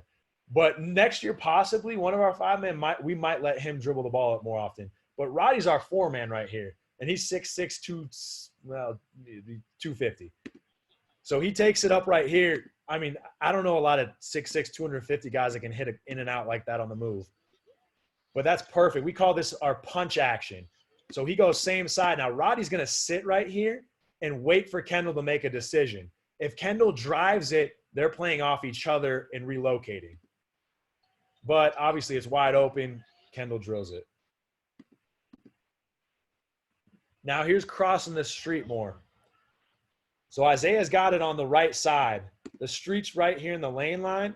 He sees it's distorted over here. So he pitches it across. Boom. One more. Adam 3. But that's a huge emphasis for us is crossing the street. I was talking to Brian about this in the morning. Most people aren't going to pitch this, right? They're going to attack still. But Kendall trusts it, pitches it. Now what happens is every defense, what do you get taught? Low to the ball. So everyone's loaded the ball with Kendall on this side. And you can see it. Everyone's on this side of the floor. He pitches it. And what happens? Jalen Harris stays on this side. Jazz Johnson stays on this side. Adam gets a hesitation move, baseline drive, no one's there to help. And that's all due to that pitch. Same thing, trust our principles. Minute 50 left, 4-point game. Kendall sweeps it across the street now with the dribble. Now Isaiah's going to fill behind him right here. Roddy's in the window. Nico's playing the cage. He drives it, so Nico's getting to the middle of the rim right here. We call that a drift pass, most people do. And then we call that a Nash dribble, where you attack the baseline and keep your dribble alive.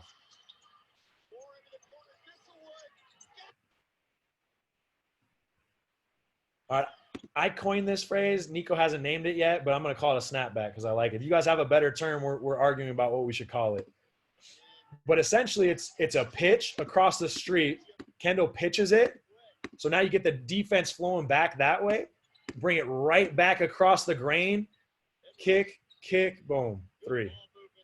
And we got this a lot. And honestly, you'll see all these clips are basically hiring 0. But it's the same thing. That pane is open when you pitch it and then snap it back across. Same. And this is kind of a slower break. But Kendall pitches it, boom, back across the grain, 3. Now this is our crack series.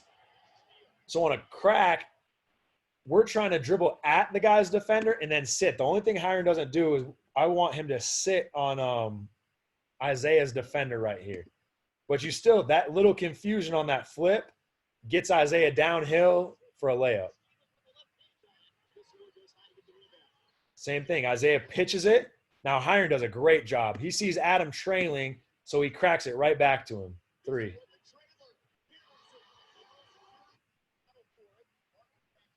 Same thing. Now, Isaiah sees a slow break right here, right? They're back, but he sees enough that Chris is trailing, and so he calls out crack early. Chris hears it, and now Chris is sliding right behind him. Flip, 3. Now, in this game, so we're playing South Dakota State, and it's we're down 1 at this point. So same thing. Trust our principles. Get a miss, and let's do what we do. Kendall gets it, pushes it up hard off the floor, sees Adam trailing, flips it back for a crack. Now we're up 2 with 25 seconds left. So now we're talking about bigs in the cage right here. Now this is Drake.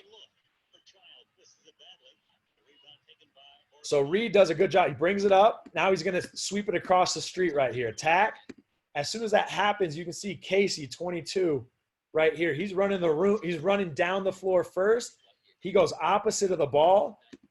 Now, I love Casey. He's coaching now. He's at Augustana. He's not the most athletic person you're ever going to coach. But what I would want him to do, right, is take that cheat step and square up and finish this strong at the rim. But we'll take this little baby hook too. And you'll see Nico. So Nico's ahead of the ball. Most of the time why we didn't get Nico in these situations a lot is because he led the country in rebounding. But he's ahead right here. Does a great job of sealing this dude early. But same thing, right? We pitch it across the floor. Look at Zero that's guarding Kendall when he pitches it. He doesn't load to the ball on the other side and doesn't even see it. Nico does a great job sealing up, layup, and one.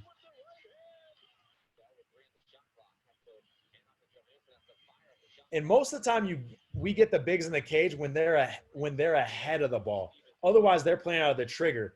But even Nico keeps stealing. Kendall does a great job of finding him. And we space out really well right here.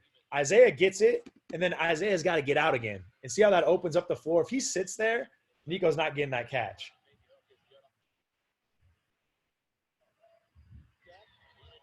These are just a couple of the one mores right here. So we're saying Isaiah attacks, paint touch, kick, swing. Then we do a great job. Swing, swing, 3. But we are preaching this. We have a drill that we do just called one mores. But boom, kick, swing, 3.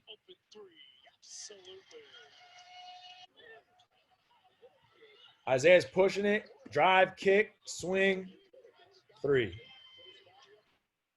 And that's the other thing I'll say is like Nico's not – Roddy shot – that guy shot 20% from 3 on the year, and we're still letting him shoot those 3s in transition. We don't want our guys hesitating at all. So now we're playing trigger. These are when the 5's trailing behind here. And you can see right here our 5 stops there, wide open 3. And this year we'll shoot more of those just because we have 5 men that can shoot that. Now this action we call stick. So he's kind of even with him. DT doesn't think he's got a full break right here. So he waits. And that guy kind of sets a butt screen and just stands there. And now he can play off it, do whatever he wants. You'll see Kendall does a really good job right here of kind of sitting behind Nico for a second and then attacking. Slow pace. He sees his defenders on this side, attacks straight down the lane line hard.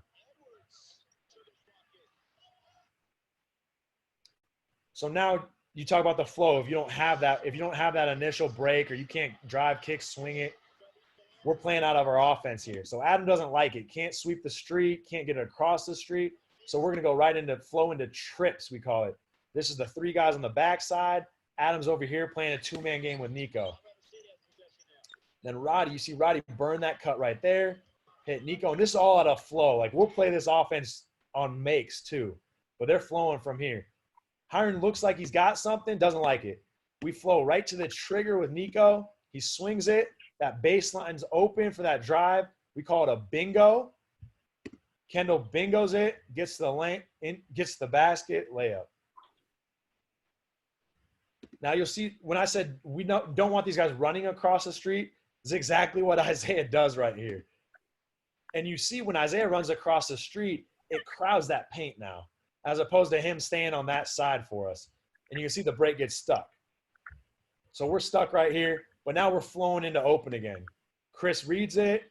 He decides to back cut that screen. We're right into trips again. Drive baseline, kick, 1 more, 3. Ali, can I ask a question? Yeah.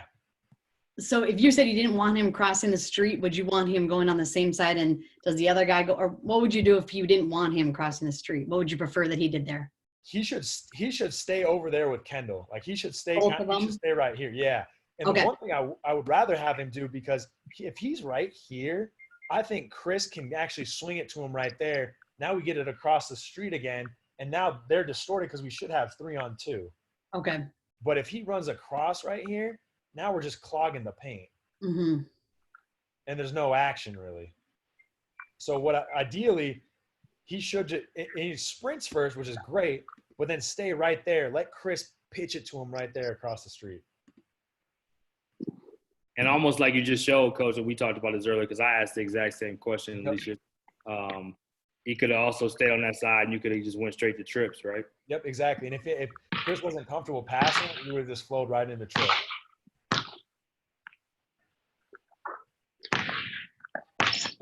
And this is what you were talking about. So just get warm and get loose, and we'll get rolling. I'm gonna watch this for a little bit longer. So Isaiah's gonna set him up on trips right here, attack it. Now Roddy burns this stunt right here.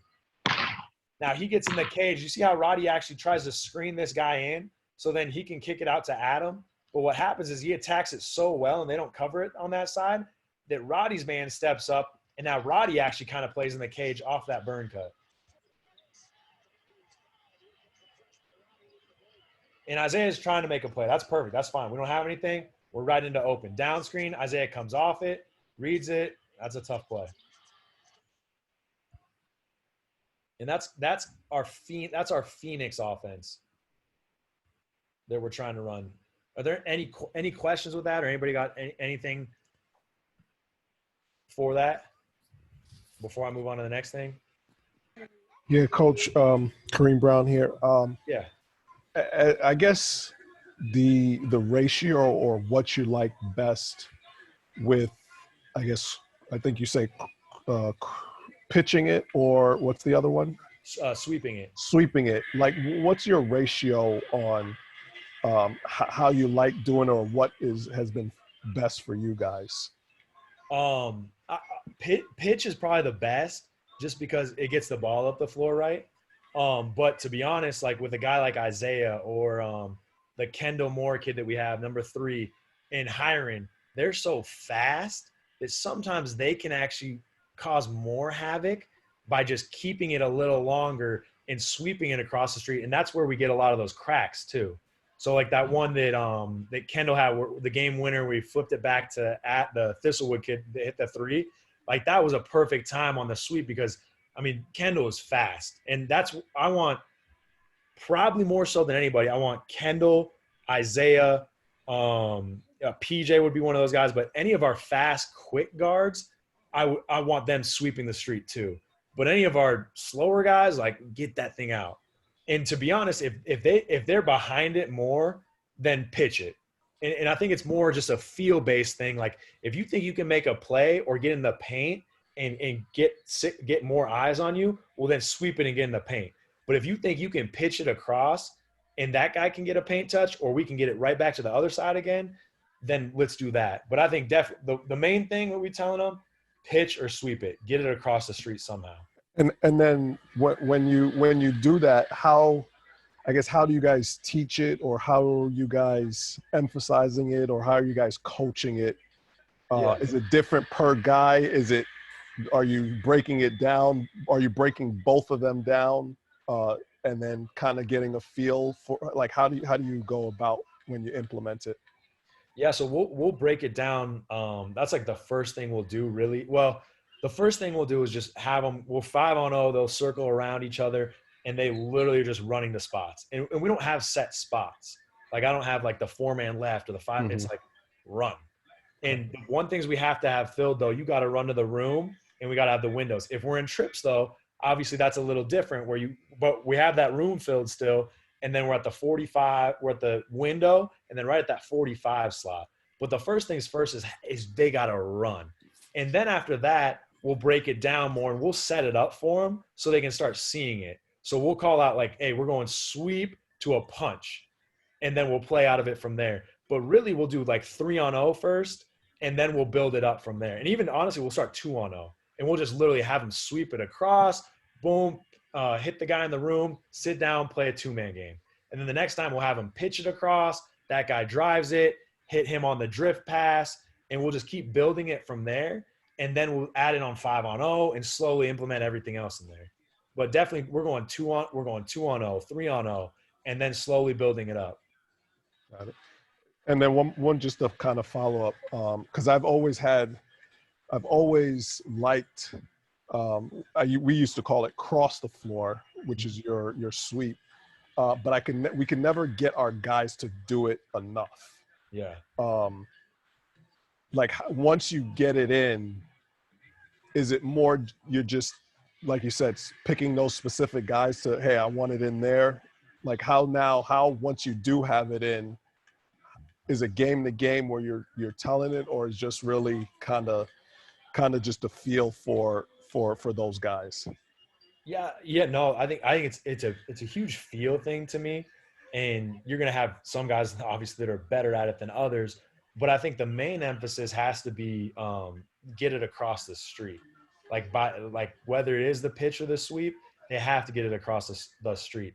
And most of the times, the reason why you wouldn't pitch it right would be that it's defended, or that guy's Correct. he's not ready. Well, okay, then I got to sweep it. The one thing I don't want to do is we call it a fly pass when you pass it straight ahead.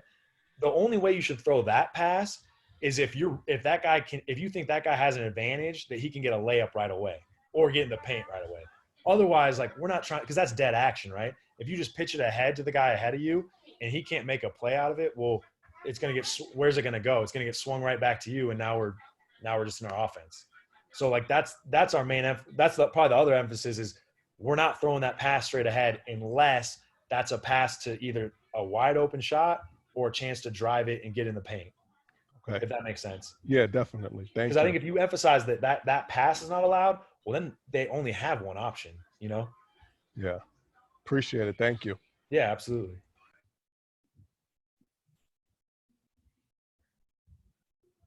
You can go into your player development stuff, Coach. Okay, perfect. So I'm going to kind of talk about some of our shooting, and I got some clips of David Roddy and Isaiah Stevens. They were basically 1-2 in the freshman of the year for the Mountain West this past season. But so shooting this last 2 seasons, we've done really well, and I think it's because, one, we recruit people that can make shots, but then also we have a development program where we're all saying the same thing. And I think one thing that I really appreciate that Nico does is we don't have one person that's the shooting coach necessarily, or that one person that's the one guy they have to listen to. And I know a lot of people say you got to have one voice, you got to have one voice coaching them, but we're more along the lines of we want one meaning, or we want one saying. And so we got to all say the same thing to them. That way, like if I get coronavirus, I'm out 14 days, well, someone else can come in and help with the shooting, and we're saying the same exact thing to these guys. And I think that's huge in terms of recruiting too, because we're not always there, especially whenever we get to go recruiting again. We're not always going to be there. So you have to have everybody that can teach the same things. And I think that's one thing that Nico's done a great job of, is he's trying to get us to all think we got to have not one voice saying it, but we're all saying the same thing. And so in 18-19, year before, we're first in the conference only games in effective field goal, third in 3-point percentage. And then in 2019-20, we're second in 3-point percentage. And then we're third in effective field goal percentage. And so when we talk about our shot details of things, these are some of the main things that we're talking about. And we're not saying this to every single guy every single time. Most of these things are reminders for guys. Like if we see something that's a little off, like I'm just going to yell base and balance. So that way I don't have to yell chest up, chin up, on the balls of your feet, tiny daylight over those heels for me. That way I can just yell base balance, boom. They know exactly what I'm talking about. 90 and tight. When we're talking 90 and tight, we want that elbow form a 90-degree angle from my shoulder to my elbow up to my wrist. And part of the reason why we look at this stuff, and I know to be honest, if you shoot 1,000,000 shots, you can shoot it whatever way you want, you're going to get it right. But I think there's certain ways, if you want to get better faster and more consistently, then there are certain ways that you should be trying to shoot the ball. Then one motion. I'm huge on this no matter who it is. Whatever your form looks like, you can kick the ball over your shoulder. It better look like one fluid motion. And it's almost like, I think you got to think of it like a train in that sense, how the wheels go. It should go down and up, and then finish your shot. When we're yelling to these guys finish their shot, I want their follow through in the middle of the rim every single time, full extension on their elbow. And then all of them, I want their bicep almost to their eye. So when they look at it, they should be looking at their bicep. Then the shot prep, that's huge for us. Like, we're screaming shot prep, and we're talking about 10 fingers demanding the ball and your feet and your body loaded. And I think that's big. Number 23 right here in this picture, he's a phenomenal shooter. I think he shot 43% this year. He made 22 of them off the bench. And I don't know how many people have played, but like, shooting off the bench is tough. Like, it's hard to get in a rhythm. And he did. And for that guy, like, that's impressive. That's why I know he's going to have a better year this year. But the biggest thing for him is he's got to be loaded early to receive the ball so he can get into a shot faster. So this is kind of our shooting warm-up routine that we did. So, and you can hear Coach Medved yelling shot discipline right away. But you'll see this is Isaiah right here, and he's going single hand to start. And the biggest focus on this one is I want his finish, middle of the rim, elbow pushed up and through. Now when we go to two hands, everything's the same. Add the guide hand to it. But now you can see he's finishing on his toes at the end of this. And Isaiah does it, and we got to get better still, but he's doing such a better job of finishing every shot and sticking in the middle of the rim till it hits something. Now we call this our pound series. So in this one, we want him to go down with the ball while he's pounding. Ball starts in the middle of your chest. You're going down with the ball in a strong stance, chin up, chest up, eyes on the rim. And I'm going down with the ball, and then I'm coming back up in one fluid motion. And you can see his chest, like, that's really good. Now, the next one we move on to from there, we'll go 3 spots, 3 makes. Then we're going on to our hop series. So Isaiah's starting with the ball again. And this is all just our foundational stuff. So he's hopping into this, and you can see, look at that, like, that's beautiful. His chest is up, his chin is up, his eyes on the rim. Like, that is a strong stance. Look at his heels. Heels, like, there might be a tiny bit of daylight, but that's a strong stance in his shot. And that's perfect. But watch the one motion. You can see that circular motion. Down, up, and through. Now, I want him to hold that follow through, but that's fine. Right there.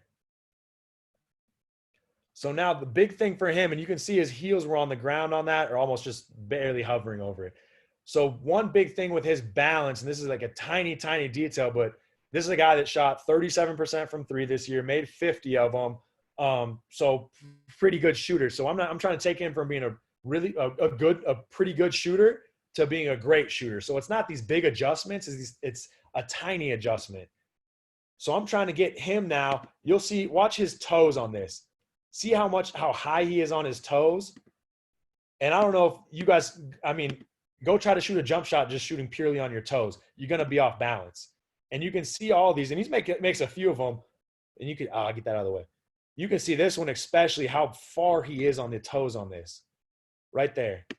And that little balance makes that shot just short. Because everything else looks good, right? That follow through's pretty strong. It's middle of the rim. He holds it. Like, everything else is right there. Same thing, off the movement.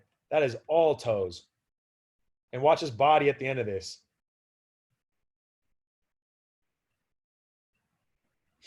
Now this is what we're working on right now with him. And you can see this on his, that's perfect. Look at that balance and that base of this shot for him. See it really well right there. That's pretty. And the most of all with him, I'm really concerned about his left foot being on the ground more so than his right foot. Because that left foot's the foundation for him because he's a right-handed shooter. But that's textbook right there in terms of that one motion and that strong body. Do you see his hips in that dip? And that's all from all that buildup that we just did is exactly what you're seeing on this catch and shoot right here. That same hop is that same movement from this left, right, and that body down and up. Now you can see it on the move. Same thing, slight movement, way different balance. Same thing, movement. Watch his feet. Watch his body. Down. Strong base. Up. Finish. Don't worry about this pass. Great base. Good shot. Still want him to stick that follow through. That's all right. Look at that. You see that left foot right there? Down, strong balance, up. So now with Roddy. So Roddy's got a completely different issue. And his is a bigger issue. His is like we're going to retool his shot a little bit. But you'll be able to see this right away. When he goes up, and obviously this is contested too, so I'm assuming he doesn't want to get it blocked. But look at his elbow, how much it's pointed up. Like his elbow is almost pointed to the rim right here. So what that causes is his forearm is launching back. And you'll see it turns into a slingshot on this shot. And so his shot is either going to be short, long, or hard. And basically, it's going to be hard on every single one of these, whether it's short or long. But if it's going to go in, it's going to ricochet right in. And you can see it again right here. If you go even slower, see how that forearm's bent back like that, and his ball's almost touching the back, like the side of his head. That creates that slingshot. Same thing again. You can see it right there. That slingshot with his forearm. So now with him doing the exact same routine, except I'm really focusing with him. I want that elbow at 90 degrees right there and pushing up. And he's got to finish that elbow up. But you'll see that 90-degree angle he's got right up. See, a little higher there and up. Perfect. And the biggest thing with him is I don't care makes or misses right now. I'm worried about the process of it. The makes and misses will come eventually. And that I swear that's the hardest thing to teach somebody when you're shooting is just to buy into that, because they're like, well, I only get points if it goes in. Yeah, I get that, but we're not counting any of these points right now anyways, right? So like we got to get them, and I think that's a huge coaching thing, is to buy into the process of getting better as opposed to just results based. And I think that's a huge thing with development. I think that's a huge thing with your team in general. And Nico's big about that, about playing to play great as opposed to playing to win or playing not to lose, right? And that playing not to lose is easy. But even playing to win, I think a lot of times we play to win. Well, that puts a ceiling on how high you can grow, right? If you're only playing to beat them 87, 86, well, now you're only beating your competition. But if you're playing to play great, now your ceiling is limitless. There is no end in sight at that point. And that's what we got to try to get these guys to buy into too, is worry about the process of this. But you can see even right there with his elbow, while we're working on it, and obviously no one's guarding, so it's a little easier, but how much better is that than what it was before?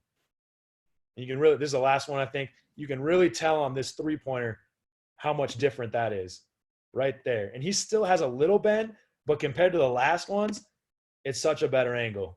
And now we can push that ball up without having it be a slingshot. We're going to have more arch. We're going to have more touch. And it's a process, and it's going to take us a while. That's why I'm hoping we can – I only get to work with him about 20 minutes a day on his shot right now, but hopefully we'll get to do some more soon. Coach, do you feel like your voice is more listened to because you're wet yourself when it comes to teaching shooting? It's a good question. By wet, Coach, he means that you. Yeah. I got you. I appreciate that. Yeah, probably in terms of like experience and whatnot. But at the same time, I think it's how much can you take that film? Like I took clips of Klay Thompson. I could probably pull it up even. I've took clips of Klay Thompson shooting in slow motion, actually a video from like overtime or something, but literally him shooting in slow motion for Roddy to see his elbow. Cause yeah, they believe in me, but still like I'm an old head now. I'm their coach. It's just like a kid that doesn't want to listen to their parent. You know what I mean? Like I could be saying the same thing to my son. Adam says that he's going to listen to Adam before he listens to me. And I think you have to have proof, even no matter what's going on. If you can show you're competent and you know what you're talking about, and you can show them examples of this guy and that guy and these guys doing it, well, now they're going to buy into it more. And I think that's the biggest thing, is just finding proof from other situations, finding film, finding articles, all these other things to back up your point. And then they'll slowly buy into it, because then they'll believe what you're saying. But I think the more pros you can add to it, and like if I pull up Klay Thompson right away and I'll show them a video of him shooting, and that's exactly what it looks like, they're going to have to buy into it, because they know who Klay Thompson is. They know he's a great shooter. And now my voice gets that much stronger, even if I'm broke. Ali had a question. What do you do? I'm real big and just crazy. I'm glad I'm on here. But what do you do when they have their offhand thumb flicking the ball? Do you get their thumb off the ball? Because I've been like, you know what I mean, like not changing people's shots, but that just irritates me to no end that they're pushing a vector this way and then they have to compensate to push left and push right to go straight. You know what I mean? So that bothers me. But do you guys get their thumb out of their shot, or do you just focus on the other things? Is it really affecting him, you feel like? I just, anytime I see a player doing, like if I'm recruiting a player and I see it, like I want to get his thumb off the ball, but then like I coach Mato Lowe at Columbia and he had his thumb all on the ball and he's the all-time leading scorer. You know, so it goes both ways. I'm just asking, like, if you see that, like you see a high school kid, you bring him as a freshman, do you get his thumb off the ball, or do you continue with that flawed mechanics? Because technically you're not supposed to shoot with two hands. I'd be shooting with two hands if you have your thumb flicking the ball. Now, how would you approach that, just coming from the way you've done and how big you are teaching shooting? Yeah, I mean, if you feel like it's really affecting him, like you can tell, like when he has it, like it's full seamed up, and like he's gonna have that backspin if he shoots it. If you can really tell that thumb is like it's turning the ball slightly, or it's moving it in a little bit of a different direction, well, then yeah, I agree, you got to fix that. Because we have a guy actually, the Tanji kid that shot 40%. He actually does get his thumb involved a little bit, but it's not to the point where like his backspin still is tight every time. So I don't want to even mess with it. I'm more focused on him. Like I want him finishing that thing middle of the rim every time and having more control of that. But like I've had a kid that I've worked with before that like we literally would stay in close like I did with Roddy and have him shoot jumpers while he's holding it. And then he has to just shoot it with that one hand and focus on that the whole time. And don't worry about anything else. Because then once you start doing, all right, you got a base balance, 90 and tight, this and that, like they're dead. They can't shoot anymore. But if you can focus, like I think you can focus on two things and just pick whatever two they are and then just try but then you got to hammer it every time. And that's the biggest thing with like Roddy right now. Like I'm screaming at, because he won't hold his follow through. And so I'm screaming at him like, until you make every shot, like I'm not counting your makes, even if you don't hold that follow through, because it's a habit. And then eventually that habit's it's gonna have precedent and you're gonna make more shots. And it's just like the same thing for that guy. Like I know you can make shots, but I'm trying to take you from 32% to 39. And this is how it's gonna get done. And so I think the biggest thing is like he's gonna have to just focus on it. Like I know other people have done like the hand thing with the thumb on there and like, or that wrist thing. And I'm like, I don't know. They tried it with one of the guys at Nebraska and it was a disaster. And then it's like, so I don't really believe in that. I think it's just, you have to focus on it. It's just like everything else we do. We have to have an emphasis on it.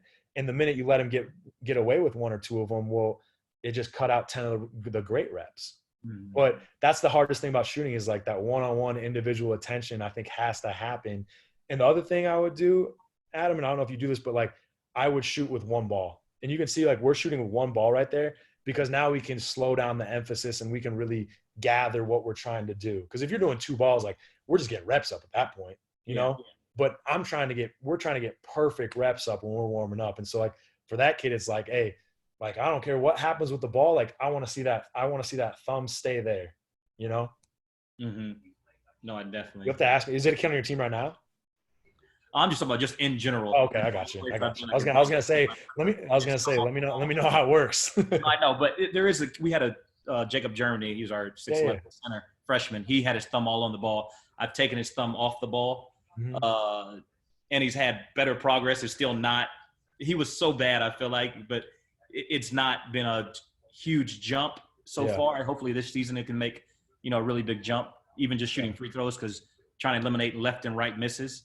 Yep. Just trying to make it long and short. And like he understands it, but I feel like after that, now I just need something else to kind of hammer home with him, because he had so much wrong with his shot coming in. And no, that's awesome. I think the other thing I would say is like, and I've been trying to do this with a couple of our guys, is you got to try to give them small wins. Yeah. And what I mean by that is like he ain't gonna, like, he might not make more shots all of a sudden. You know what I mean? Roddy, for example, like he was doing the 2.5 minutes and he had 24 and then had 20, and like, you can tell he's getting mad. But then I changed the wins to be like, all right, have we eliminated have we eliminated the hard misses? And then count the hard misses. So he's worried more about that. Like, so like Jacob would be like, have we eliminated the left and rights? Yes. And then it's like, and then that's like now you can be like, hey, we won. And now he gets more excited about it, even though like, like, well, shit, he's not making a shot yet, but that small win will also allow him to gain more confidence. Cause part of this is just confidence too. Like if that allows him confidence, then that might help him. If you can just count how many left and right misses it is, because it's probably going to be less every day. He might not make more, but it'll probably be less. And that way he'll gain confidence and you'll feel better. No doubt. No, it's been a process, but it's just some coaches don't believe in changing people's shots. Yep. No, exactly. Like sometimes if it's going to be a marginal difference, which I felt like I think he still got better results this year, but it's just philosophy wise. So I appreciate that. Yeah, picking those small battles to go with. So Colton Weisbrod, who you played against, Adam, we're trying to figure out. He wouldn't even take a jump shot. He was almost Ben Simmons like, even though his game was totally different. He was a 6'4", 6'5" player of the year level player, first team all conference twice, and would have been newcomer of the year, but he was at New Orleans and transferred to JUCO, then came back to the South, and so they didn't give it to him. But he couldn't make free throws, couldn't make jump shots, and it was kind of the same thing. Like, just picking two small things to focus on. So he could just have those two things. Don't overload his brain because it's already enough. And if taking his thumb off the ball was one of them, then I just believe the more you can make it simple, like you guys have done with the terminology and a way that you do it, because I'm really big on player development myself, I think that makes a huge difference. And then, like you said, celebrate the victories. Show them numbers. Find ways to just keep building them up. So it's like you were talking about with your kids earlier, or just finding a way to just get them believing in it, get them drinking the Kool-Aid, and the next thing you know, they believe in it, and it's kind of tricking them, but it works, and then they feel good about it, and the next thing you know is, I always say, it's getting out of your comfort zone, and then as you get comfortable in a new space, and then after you get comfortable, you can get confident. And if you get confident, you can get really great at it, but there's those phases, and getting out of your comfort zone is the hardest part. To getting from out of your comfort zone to being comfortable is the hardest part to me. So once you can get them comfortable, now you can start building on it because they have some comfort. Yep, absolutely. Mike, you got one? I know you turned screen back on. I don't want to scare you away again. Nah, man, I finished my dinner is what it was. Okay, just check it. No. I got one. We talked about this a little bit, and we'll wrap up with this one. But we talked about social justice, obviously something that is a big topic in our country, big topic in our game. Different groups have been formed. I know Adam's a part of Coaches for Change. There's also Coaches for Action. And there's other groups as well. I don't want to discredit anyone, but definitely just real quick, just anything. I know we've talked about it. It's obviously a topic I'm very passionate and convicted about, doing what we can for change. But anything that you would like to share or talk about or bring up that you think is kind of relevant to the topic would be great.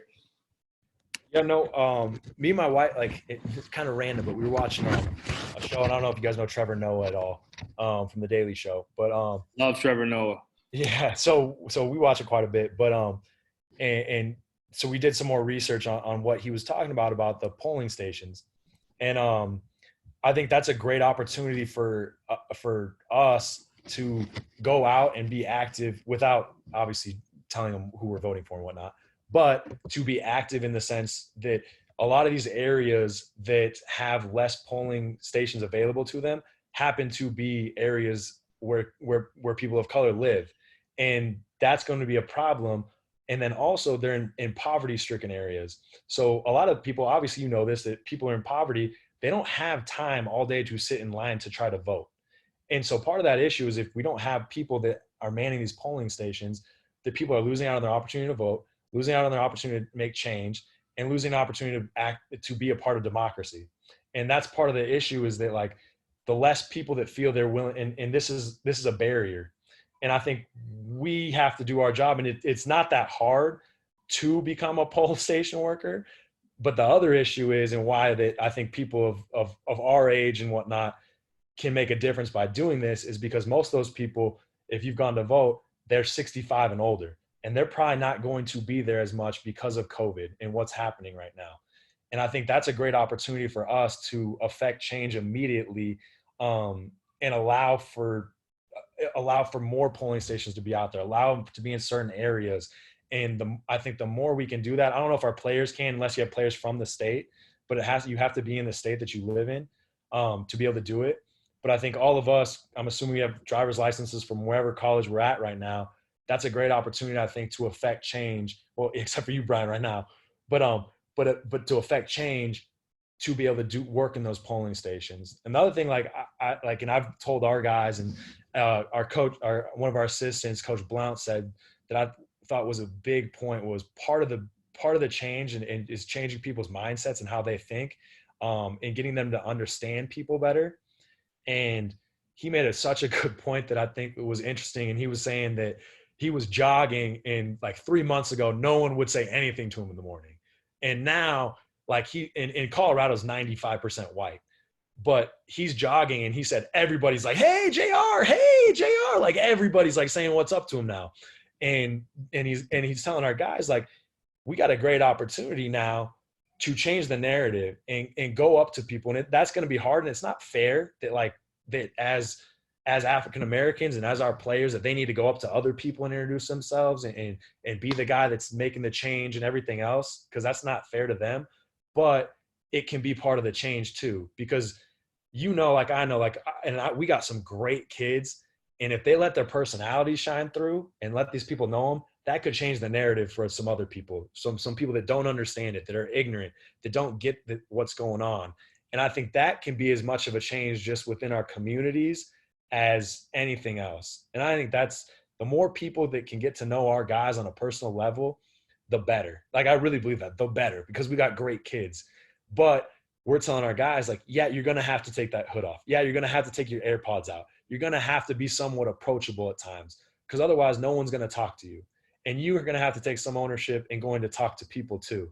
But that's part of the change that I think our players can make as well. And it's going to be uncomfortable. And we told them that too. And JR said that, like, that's going to be uncomfortable, because we got one guy that ain't going to say anything, he won't say anything to me. So I don't know if he's going to say anything to anybody on the street. But if he can get past that and do that, I really do think that can make a positive change as well, just because that gives people even more reason to understand, like, what their thoughts and how they think and what they thought before was completely wrong and is wrong. But I think our guys have to have some ownership of doing that as well. And it's not completely fair, and it's not completely on them, but that's a huge change they can make too, in order to make further change and get people thinking differently. Yeah, that's awesome. Shout out to JR for that, and shout out to JR for also his acknowledgement, I believe it was today or yesterday, for Mountain West Assistance by Jeff Goodman. Definitely much love to him. Yeah, me and Adam have kind of talked about this some as well. You know, we all grew up in different environments as far as wherever we grew up. And I know for me, I was in predominantly white schools, probably similar to Adam. I think he said the same. And, you know, you wanted to make sure you were kind of looked at as the exception. You were helping to change the narrative in a lot of people's minds. And I think that mentality and that approach for so long, and it is important for our players to understand that we have an opportunity, they have an opportunity, but it's uncomfortable all the way around for everybody. Like, change is not going to happen, just like you're talking about shooting, and Coach Hill's talking about keeping his thumb on the ball. And I think Alicia asked a question earlier too. It's like the change doesn't happen without getting uncomfortable. So us as Black men and women, we have to be willing to be uncomfortable to get to the other side, as do anyone else, whatever race it is, whether it's white, Hispanic, whatever it may be, just to be open to getting to a new place, because otherwise we're going to stay in the same place. So I think that's awesome of JR to say. I know that – I want to interject something on the whole poll, please. Because me and my wife, we serve as far as in the polling here in San Antonio, and you sign up and they send you to where you go. You don't get to pick, basically, right? So, like, we don't serve in our community per se. We serve in a community that's predominantly or historically is voted one way, right? One party line. And what we've noticed in the last 2 years that we've been doing it for, like, primaries and runoffs, like, we've done those as well. And we had a runoff probably about 3 weeks ago, Coach Hood, something like that. And 40 people showed up to vote. That's it. And, like, people are standing around saying, well, that's why things never change. That's why they stay the same, because nobody shows up. And you're right. The only people who were there we were the youngest people there, and I'm at the tender age of 40, and everybody else was in their 70s helping out there.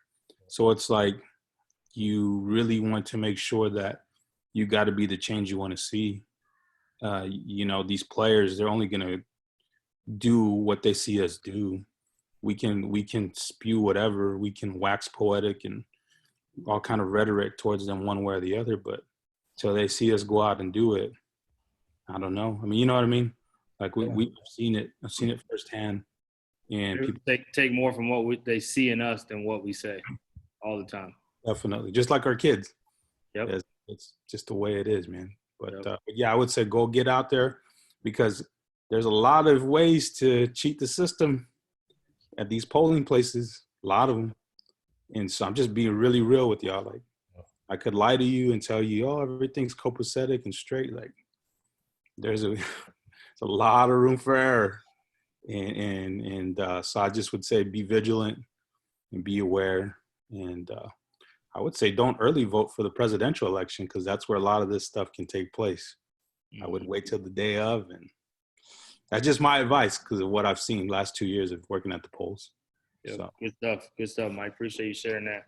Not a lot of people have that poll experience, man. So appreciate you sharing that. A lot of people don't want it, man. It's boring. Right. I know Dakota and I believe David both had a question, and then we'll close and let Coach have some closing thoughts. Yeah, I'll ask my question. This has been a really awesome presentation. I appreciate you being on. As a young coach, for me, like, I feel like there's a lot of information overload. Like, I'm just trying to learn so many different offenses and defenses and learn about culture and leadership. And so my question is, what advice do you have? Did you ever face that? Like, how did you be able to move up and continue your coaching and learning, but not feeling this pressure that you're going to miss out on something, or just this pressure to kind of learn everything? Yeah, no, that's a great question. And especially like the information overload. Brian and I were talking about this the other day. With how many Zooms are going on right now, I want to run 17 different offenses now. And I think that's the hardest thing is understanding that you can do anything you want, but you can't do everything. And I think you got to figure out what you want to do and stay completely true to yourself. And I think everyone would say that. I know everybody does say that, but that's such a big thing. And I think I found myself at times I wanted to be like the tough guy and be like, you're 5 minutes early. You're late, actually. Like, get on the line and run. You know what I mean? And that's just not who I am. Like, yeah, I'm going to hold you to a certain standard. I'm going to all these things, and I'm going to push you and whatnot and that stuff. But you have to be true to yourself. Like, I'm never going to be the screamer and yeller guy.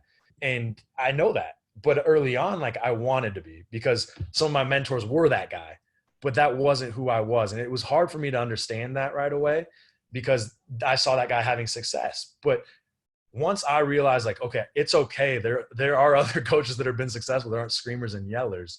I can be myself and be successful. And I think that's the biggest thing I would tell you is stay true to yourself on what you want to do. If you want to be strictly a zone coach because you believe that, do it. If you want to be the Texas Tech defensive, like pressure them on the sides and whatnot, do that. But whatever you decide to do, make sure it's yours and that you own it. Because if you try to do somebody else's stuff and it doesn't work out, one, you're probably fired. But two, then you're going to be dissatisfied too, because you based on somebody else and didn't believe in yourself. And at the end of the day, like, if you're doing all the work and you're putting in all this time, trust yourself. It's like we tell our players, like all those plays that I showed you about them at the end of the game, making those flip plays. Like, sometimes as coaches, we preach all these things like, hey, trust your training. Well, we don't trust our own training sometimes. And I think that's what, as a young coach, trust yourself, trust what you're doing, and trust your morals and values, and then work. Like I said about Aaron, no job is too small. If you really believe that and you stick to that, you're going to move up so fast, because you're just going to be relied upon. And I remember one of my really good mentors, Phil Beckner, said, just the guys that are available move up. Like, sometimes it's as simple as that. If you're just available, it doesn't matter if you're the best or you know the triangle offense better than everybody else. But if you're just available, people will rely on you. And that's when you're going to get the next call and the next call. And now all of a sudden your head coach is calling you, telling you like, hey, like I need video tomorrow. Can you edit it? Because he trusted you or she trusted you because you did all those other things right the first time. But that's the biggest thing I'd say is trust yourself and whatever you're going to do, make sure it's yours. Yeah, thank you. I appreciate that. Yeah, absolutely. I would also add to that, Dakota, the stuff you like, even if you can't get to it, just save it and file it. You know, I think all of us have a collective file of different stuff that we may never use. We may go back and look at some point, but don't feel like you have to overload. And then somebody else said this on another Zoom recently, just kind of pick one or two things that you want to specialize in and put your energy into that, and then save away the rest of the stuff that you like. You know, don't feel like you have to be overloaded. A great question. I think David had one, and then we'll let Coach have some closing thoughts.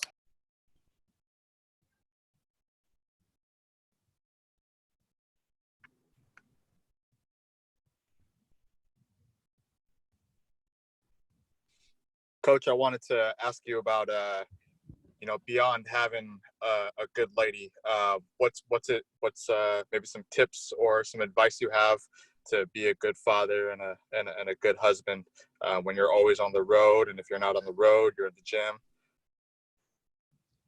Yeah, that's a tough one. I think the best thing I've tried to do more of is find balance. I think the balance piece of it is extremely important. Like, it's so easy to get consumed in recruiting or get consumed with scouting. It's the balance of whatever you need for balance. But for me, like, I need my faith. So like I pray. I need to read. And it can be like, I'll just do it for 5. If I can only get 5 minutes in that day, I get 5 minutes in, and I have to do some type of workout. If I get those 3 things in every day, I feel balanced. And then I think with the family, you got to put the phone down. Like and that's hard. And I'm not saying just put the phone down. Like, you got to put it away. Cause I know, I'm assuming everyone's probably like similar to me in the sense that like, I have like a sixth sense when I hear the buzz, like I know where it is, you know? And I think you got to put it away into a spot like where you don't need it, like for 2 hours of the day where you just have undivided attention to your family. And if you're working for somebody that you can't have 2 hours of the day where you can spend with your family, then you shouldn't be working for them. To me, if your family's important to you. And I think that's that. And I'm lucky. I do work for a guy that understands that, and appreciates that and actually wants that. And so that would be the biggest thing to me. Put your phone away and literally have undivided attention, and then find a wife who's going to badger you about it sometimes too. Cause like, I get out of balance and she puts me in balance sometimes in a good way. I'm not in a bad way, in a good way. And it's helpful. And then if you don't have a significant other yet, you gotta have a significant other that understands what you're doing as well. And understands that like, there's going to be days where you're going to have to get on FaceTime, and that's going to have to be what it is for that day. But always answer the phone, call your kids, make sure they know that you love them. And it's just like your players. Like, if your players know you love them, they're going to get better and they're going to trust you. Just like your kids, you got to show them love every single day and show your husband love every day. And that's the best advice I can give you. And know that you're never going to be in balance, and that's okay too. And I think that's a big thing. Dave Anderson told me that once, that you're always fighting for balance. You're always fighting for balance. You're never in balance, and that's okay. And once you accept that a little bit, I think it makes you realize that, okay, like, let's just get back in balance again. But no, like, well, that recruiting thing is going to get you out of balance. That thing's going to get you out of balance, but you're always fighting for it. And that, if you're fighting for it, you're in a great place. Yeah, great answer. I think just to add to it too, I got some great advice from Leonard Perry, former Colorado State associate head coach, before I married my amazing wife. He just kind of said, help paint some of the worst case scenario so they know what they're signing up for. So they're not signing up for something thinking it's like, oh, this is great, you're going to be a college basketball wife, that's awesome. And it's like, help her see some of the dark spots. Like, hey, there's going to be times it's like this. Hey, there's times it's like this. And sometimes that balance, like in season or out of season, looks different, or that fighting for balance. But I think as long as you guys have that communication too, and you're finding ways to ask the question so you can hear the other side. Because sometimes we think we're doing a good job at something, like you're saying with the phone, and I've had to learn even during quarantine, like sometimes, like you said, just put it on the charger for 30 minutes. It's not going to kill you. 45 minutes. Then next thing you know, it's like, oh, I went through all the dinner and I didn't have to have my phone, and it wasn't a big deal, you know? So I think just being willing to ask the question too, so you can hear feedback, just like we want to be able to give feedback to our players, we have to be able to take it too. So awesome, Ali. Loved it today, man. Appreciate everyone for coming on. I'll let you have some closing thoughts. Visit risingcoaches.com. Check out the memberships and everything they have to offer. And then we'll end with Ali. And then make sure you follow him and his season and the rest of his career. Nothing but the best yet to come, my man. Appreciate you coming on. No, thanks, Brian. Thanks everybody too. I appreciate it. If you don't have my number, like I'll send it to you. You can put it in the chat. You can put it in chat if you want, Okay. if you feel comfortable. Yeah, no, that's perfect. And hit me up about anything. Like anything. I'm an open book to it. So like and obviously I have a lot of time right now. So yeah, anything, any questions about anything. I love talking hoops. I love talking about life in general. Like I'm available, and I hope some of you guys do reach out, because that's what this is about. It's about community and building each other up and hopefully making each other better as well. And I think that's becomes my wiener dog. And I think that's the best part about all this, though. And I appreciate, Brian, you setting this up, and everybody else getting on here and sharing your insight as well. Yeah, man. No, awesome stuff, man. Definitely about paying it forward and making each other better. And even though Coach Hood went to Air Force, you had some Air Force clips. He didn't take it personal, and he still stayed up, man.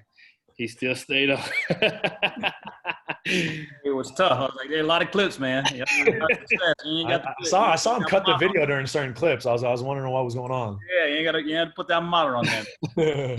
One thing when we have recruits, man, we're at Fresno. It's like the Air Force clips just always came out for some reason, man. They always came out, man. Like, Coach, y'all play Air Force every game? Nah, we just played really well that day.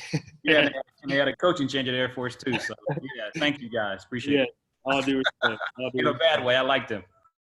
Well, stay healthy, everybody. Ali, great job, man, and look forward to connecting again. We have a social justice roundtable Thursday. If you guys are interested, feel free to sign up for that as well. And we're always available if we can help you guys in any way too. So feel free to reach out. Thanks, Brian. Ali, go hang out with those kids, Ali. All right, man. All right, man. See ya. Thanks, fellas.